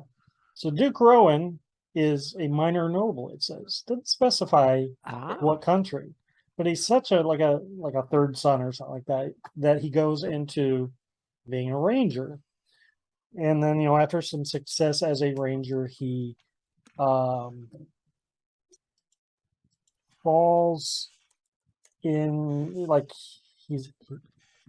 so let me backtrack a little. He is the leader of this group in Sigil called the Fated. And what the Fated believe is that everyone has the potential to be like this, a hero or maybe even a god. This would be a group where quasi-deeds might belong to. So Duke Rowan's got this fated story. Everything that happens to him, is for a reason. He just keeps ascending. So Duke Rowan's, he's a ranger, and he's probably, I would like to think he is from Q-Land. I think that would probably work out the best. But it says that he ran afoul of a devil after a magical mishap with a deck of cards. Do you wonder what that is? Yeah, I wonder what that is. Next thing you know, he's missing from Orth for 10 years. And when he finally manages to, he's just out there living amongst the outer planes. When he finally manages to get back, he finds that things have changed. The world's moved on in those 10 years. So next thing you know, he's moved on, and now he's living in the Forgotten Realms. He's on Faerun, and he's involved in, I guess, the events of the Bloodstone Wars. That series of modules. The H series, yeah. Yeah. So and then thinking that he is when he got into being a priest. So he just keeps getting more and more powerful. Is he in those modules? I don't think he's in the modules. Okay. It just says that he was instrumental in it. Whatever. But next thing you know, he's in the Outer Planes again. It's like it's calling to him. He got a little taste of the Outer Planes and went back. And he's just like, so it says he has not been in the city of Sigil that long and has already ascended to one of the top rulers of the entire city. And it's this guy who, is from Orth. Now, what I thought was kind of neat about that is lots of times when you're doing planar traveling or whatever, and you run into someone from your home plane, it's usually a wizard, right? Oh, Mordenkainen. Oh, hey, Will. Hey, how you doing? No, this guy's a ranger. I like that. A ranger priest, and he's from your hometown. What are you doing here, Duke Rowan? And he has this whole backstory, right? That's awesome. So, yeah, very obscure, really cool character. You're only going to find it in the box set. The Planescape box set. Okay. There's also kind of related, Mike. Yeah. I think the Factals Manifesto mentions that Bigby's College of Academic Arts had been converted into the Hall of Records in Sigil. And that there is in the that's cage, their home base. Yeah. In the cage, which is a guide to the Sigil, mentions that there is a statue of some prime, meaning someone from the prime material, named Bigby, and no one's quite sure why they built it. Interesting. See, them wizards are always getting their noses in the outer planers. But that's cool. And I mean, I never heard that. So yeah, that's awesome. Yeah, I'm a kind of a Planescape nerd. So. That's great. I mean, my knowledge of Planescape is very limited. I never really went beyond the starter box set. That was all I really needed. I think Mordenkainen comes up in Planes of Chaos, or maybe he comes up in one of the other sets where he mentions that he had some jaunt in the lower planes. So Excel's right. Is it really a statue? Yeah, my guess is yes. You never know with the Circle of Eight. Yeah. It's not someone turned to stone. We already have that in the Mist Marsh. We had one wizard turned to stone already tonight. Yeah. Excel, it's actually another clone. Yeah. So clones. Too many. Yeah. All right, Anna, finish up the topic for tonight. Oh, okay. Yeah, that was awesome, Mike. So yeah, I have one. What is with the gnomes? Can't they stay away from evil? I mean, No. we have this sense that gnomes are the cutest little cutie, cuddly, good thoroughly good aligned race that are just that can't do any harm, whatever. But there are some gnomes that seems to kind of break that norm, so to speak. And I'm going to take 3 examples of that gnomes seems to be something that various Greyhawk authors and world designers and module designers have want to throw them into the harm's way or into evil, so to speak. First is one that there's some hapless gnomes that manage to have to guard the Halmadar the Cruel's tome that they put him in gnome land for some reason. I can't understand why the heck someone put the Halmadar the Cruel. That is, we have to remember Halmadar the Cruel was a guy that got the hand of Eye of Vecna and thought he was or became Vecna's reincarnated, so to speak. And he ran afoul up in the Shield lands and for 30 years or something like, for some decades up there, and had a little Vecna empire up there, and then was thoroughly defeated, and for some reason they buried him in gnome land in Verbobonk. Bury those 2 artifacts. Exactly, they up in buried Evil those Lands. exactly Yeah. those 2 artifacts and had the gnomes to help them. It's kind of like on. keeping the 1 ring in the Shire. Yeah, Yeah. we can call him Little Vecna, in fact. Yeah. Little Yeah, yeah. So that was exhibit number 1, where poor gnomes end up in trouble, Poor so to speak. gnomes. Yep. And the other one is Caraptus, that seems to have Oh, had yeah. some Yeah. sort of Yeah. that's the classic ones, that seems to have a sort of surrounded himself with a bunch Hell of murderous gnomes. evil Crazy gnomes. yeah. Yeah, so it's kind of the poor gnomes were in trouble again. And my third exhibit is the Veil of Mage, where the poor gnomes end up Yeah. in evil and harm's way and stuff. I don't know if they are the instigators secretly creating it, or if they're just victims of evil or something like that. But Wrong place, wrong time. exactly. But it seems like the Greyhawk authors have had a very tendency of putting those cute little gnomes. The gnomes hardly mentioned anywhere in Greyhawk lore, True. except that they become the villain's helpers or victims of villainy or something. And I think this should be a feature of the race. Then you know how you have halfling luck. Yeah, You can have the gnome bad luck. that's true. Yeah. It's just one of these curiosities that there seems to be evil gnomes or gnomes that are in the wrong place at the wrong time, like or something. I thought it was just an odd little thing that keeps popping back into Greyhawk lore time and time over. I'm sure there might be another example or 2 hidden there somewhere, but those were the 3 I came up with. Have a bard sing "I'm a gnome of constant sorrow." Yeah. There you go. Yep. So be wary of gnomes, so to speak. They have an evil side or something or sad. So yep. How about this tonight? And Anna and Mike and I are always worried that when I don't know if we're going to be able to like make this topic entertaining. I think this is a hugely entertaining discussion tonight. I hope so. I had a blast, and this is so awesome. So thank you, Les and Mike, for so many awesome ones and so many good questions and cheers and chat too. So yeah. 128 says, Happy birthday, Mike. Yeah, happy birthday. Thanks, Absolutely. guys. 128 asks one question. Darrow are mutated humans, aren't they? Human dwarf mutants. It says, what's your opinion on Darrow? How possible are they to be related to deep gnomes and Darrogars? No.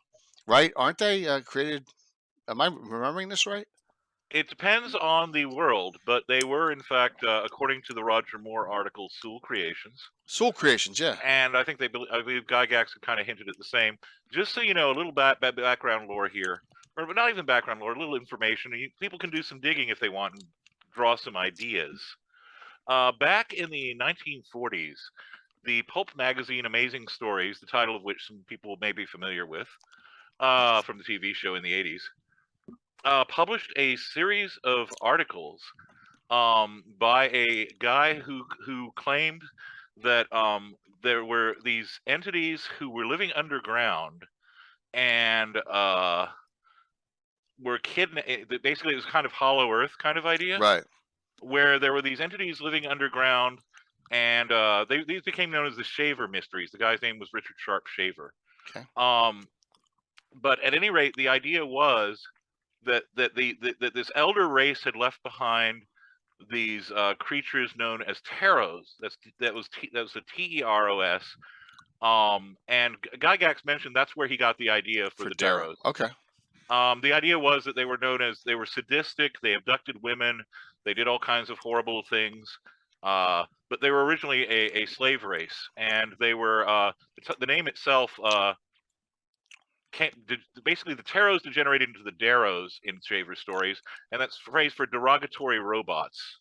Oh, okay. Right? But they're not mechanical. They're basically Right. robot-like because they've been programmed, and then their programming broke down, and they went crazy and did bad things. But that's where Guy Gax mentioned someone was kidding him about. So I guess you've been reading the Shaver Mysteries again, Gary, on one of the forums, and he was like, "Well, you can't keep a good Darrow down." Yeah, it's good to know. That's great information there. I did not know that. See, 120. We get you some deep delve information here, which is always cool, knowing where stuff comes from. No problem. Glad I could help you there, 128. So, great discussion tonight. Let's do some shout outs. We'll do the giveaways, and then we'll raid into someone. Mike, what's going on with you, man? What's going on? Let's see. And happy birthday one last time. Yes, another birthday, another year in the books. See you, Patrick. Level up. Take care, Patrick. Bye, Patrick. Night. Just gaming. I got a Spelljammer campaign that I'm one session into. I'm in a Conan campaign. Nice. I'm also starting a Mystara campaign. Doing a lot of non-Greyhawk stuff. I'm still in Rich's Omen Isles campaign now, so got that going. Otherwise, let's see. Greyhawkery blog. Go there now, and you can read about all the stuff that I mentioned and a few other things. Nice. That we did not mention.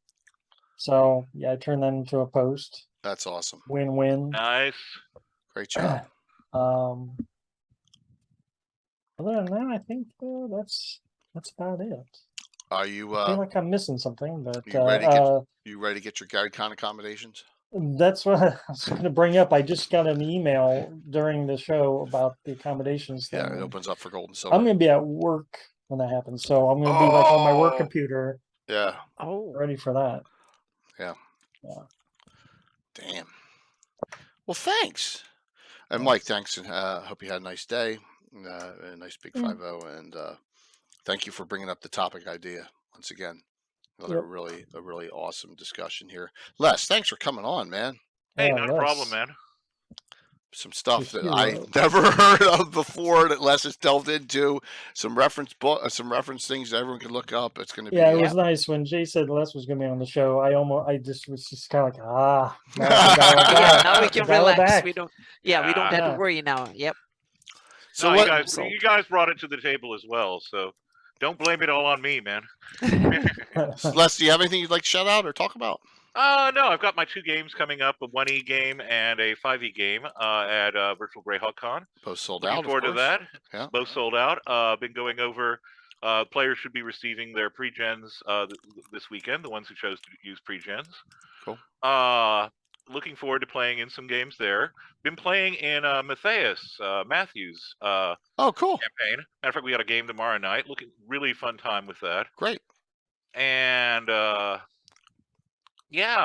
than that, been running my campaign. We're on hiatus right now. It ended with the players cursing me on a cliffhanger. That's about it for me right now. I've been and I've got some projects, some articles of lore that I've been writing up that are kind of drawing on some of the same things. It's one of the reasons why some of this stuff I take notes. I'm a compulsive note taker. So when I see something like that catches my eye, I'm like, exploitable, and we'll jot it down, and then it'll come back later, or I have it in a notebook handy. So. Yeah, my problem is I have 47 notebooks strewn about my house. I know the feeling, man. I know the feeling. That's like, where is it? Which book is it in? Which color-coded one? Oh my god, I have 6 yellow ones. Oh my gosh, the cover's missing on 2 of them. Yeah, it's just like, but I know the feeling, man. But thank you so very much for coming on tonight. This was awesome. My pleasure. It was completely my pleasure. Thank you. Anna. Okay, so I'm sorry for all the radio silence, but I'm working really hard because I have both the presentation and my game on the virtual GreyhawkCon. So Yeah. I'm working really hard. There will be pre-gens to the players coming on. There will be pre-gens to choose from, and that will come during the week. And I'm also inviting them the weekend before, the Sunday before. They can come on for a session 0, so we can kind of come into backstories and get situations set up and stuff, so we can come out running on the actual game. So I'm going to start sending out information to the ones that are signed up to be on the game. It's coming this week, and that is one thing. And I'm also getting into mapping, dungeon and adventure mapping for the first time, really to show off in public, so to speak. And I'm fairly pleased with. I got a lot of good comments. In the first, I was like, nah, this is just scribbly and very sketchy and stuff. But the more I'm working on it, and so I'm mapping every building. And you know me, when I'm doing mapping stuff, it's basically a keep. The adventure is going to be to storm a keep that is held by Iusian forces, and so that will be the mission, so to speak. So the keep and every level, every room, every building around it in the whole village, so to speak, is mapped out. Every room and stuff will be there, and that will of course be available to all my patrons and then to everybody afterwards, so to speak. And it's the first example of my new style that I really like, that is effective and quick, that I do in Photoshop. So there will be a template for my top patrons with, you will get the layered Photoshop file of the whole thing, so to speak, afterwards. So you can kind of look into how it's been done. I'm going to present more of it on the mapping live streams coming afterwards, more of that stuff. There will be lore. I've been writing down the story of this keep, so to speak. Who built it, the backstory, and all of it, how it's tied into everything that has happened in the area. And there will be some cool appearances of various Greyhawk luminary NPCs from so on. So it has some cool things tied in, so to speak.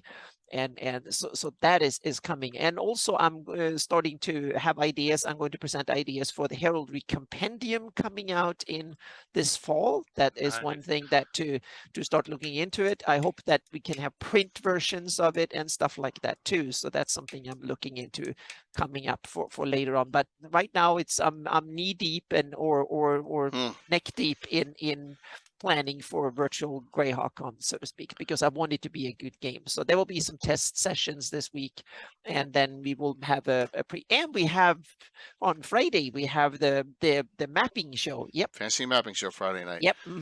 And this one is called The Third Dimension. And Linda Booth, a good friend of mine, she will be our guest coming on, because this is something that she's kind of a little specialist in. And so there's several reasons to talk about the third dimension, and because it's a dimension that has been with us since the invention of the miniature, so to speak. So it's nothing new, but now it's also coming to the digital realm. We've had one D&D, Wizard of the Coast, are announcing a 3D VTT coming with D&D in 2024. There's several. We have Tailspire, we have Tabletop Simulator. This week, there was 2 new Kickstarters announced for 3D VTTs. It's becoming a thing, and it's coming with Storm, so to speak. So that's one thing that we need to start thinking about, meaning looking into it. What are the pros and cons? Is that something? Is it the Holy Grail? Is it something that no, we shouldn't do it, and stuff like that? So some examples, a little bit of discussions, ideas, and I also want to tie in this to how we used to play D&D and see what are the positives and the negatives, because this is something that clearly has both positives and negatives, so to speak. And so we want to have a discussion on the third dimension a bit, so to speak. And I'm both culprit in this and love it and are worried about it at the same time, so to speak. So it's not for everyone, but I think it could be a great discussion. Hopefully, yeah. That'll be stream 3 of 4 coming up in starting tonight. Only with Saturday night off this week. So 8 o'clock, 2 Frog God game, $25 gift certificate giveaways again, and so another great one coming up there. And looking forward to it. I never really talked to Linda, so oops, now I'm out of order here. But all right, so. let's go through this real quick. Tomorrow night, I will have. I usually, I've had more and more people come to me in person and hang out with us. John at Blue Box was here a month and a half ago. Tomorrow, Kafir Mendel, Cave Geek Art will be in my house, hanging out with my guys, just playing, probably helping me with NPCs. It's a first level adventure. Battle at the bridge, the new Narwhal Headhunters. I got some. This terrain will look eerily familiar because, I told you what happened when I was sick. There you go, Anna. Remember, your character was hanging out right there. Mm-hmm. Yep. So there's pictures of all the archers in that group just hanging out there. So that'll be tomorrow night. It is a Gamescape 3D giveaway night, and this is their big Witchwood Mine Part 1. And so if you win, you'll get Part 1 and you get Part 2 next month, including the Overgourd Witch's Hut will be part of the STLs. Oh, nice. Yes, for tomorrow night's giveaway, and then Kafir may give away a print. He may actually give away a print live. We'll find out. Yeah, so that'll be tomorrow night. Then we have the Fantasy Mapping Show on Friday, and then Sunday's Gabbin. Let me make sure, are they in order? No, they're still out of order. Sunday's Gabbin. I have Anna. Tim's going to make it if he can, and myself. And this is what we're going to do. Greyhawk campaign development. We're going to just go through some of Dragon Magazine articles that are my go-to ones. And just and it doesn't have to be classes. We're going to talk about the events in the Eastern and Southern Flannis articles, a couple other little things that we like. I'm going to share with you that I use in my campaign. Maybe Anna can share some she likes and that Tim uses. Yeah. And this one will be really delving into some dragon that helps you with your Greyhawk campaign. And that's where we're going to go with this on Sunday. And then Greyhawk Con is the Gabbin after that will be a Greyhawk Con preview show. And then the whole next weekend after that, first weekend in October, will be Greyhawk Con. This is on the 15th. The Slav Squad returns. I'm working on a special guest still, but all 6 are confirmed for October 15th. So that's what we got going on here. I babbled enough. Let's do the giveaways, and then I think we're gonna raid into Dr. Faust tonight. Dr. Faust's painting clinic tonight. Cool. Yeah, Mike had a nice raid. We'll pass it along to another streamer here, another painter who's a good guy who was always on the show. He was always making comments, so he's a good guy. And he's been on the show before. So I've learned a lot from him with my own mini painting too. Oh, cool. Him and Mike both. Very, very good. Awesome. All right, so last call. I'm going to close this out. The 2 winners will have to get with me on via a Discord or direct whisper here. Mystical Unicorn Painting, is she still on? I don't. She's on. I see her, and she's lurking. She's cool because she's modding on Blue Box. So I got her. I will tell her. And then the second winner, Uncle Fuzz. Awesome. Fuzz, what's going on, Fuzz? Gotcha. Well deserved. Well deserved. So Fuzz, you can get with me first if you want. Yep. And Fuzz, if you I forget, I think you're Canadian, right? If so, I have a couple. I can also give you 2 PDF digital downloads for Troller Games, Castles and Crusades as well, if we want to handle it that way too. So, and I'll get with Mystical Unicorn Painting offline. So, thanks everyone. Les, thank you, and Anna and Mike. What a great discussion tonight. I really appreciate all the wonderful support. We had a monster show tonight. We'll see you all tomorrow night. It'll be a fun game. First level, 2 characters or second level, I think, and that's it. And then we'll have a great fancy mapping show. Oh no, you're good, Wyoming. No, you're fine. So you're good. No, that's good. Plus, I'm losing my mind. You get with me on. I'll put these in. I forget if you're in Discord or man, my brain is off now. Or I'll put them in either Discord or here, or whisper out to me, and I'll give you the options there. See you all tomorrow night. Everyone have a good one. Good night. See ya. Night, guys. Night. Be safe. Yep. Yeah, lurking's fine. XL always. All right, let me set the rate up into Dr. Faust. Let's see if we can get over rate in that 90 range. That'd be awesome.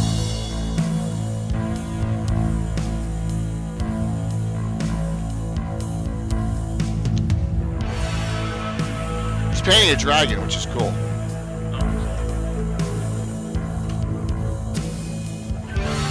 Please say hello, give him a follow when you get in there. It'll be awesome. Good luck tonight. 88, 5, 4, 3, 2, 1. See you tomorrow night.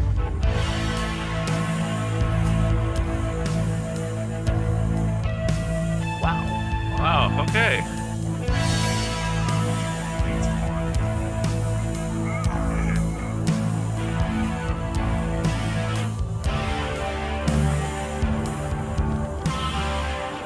This time I'll shut the stream off.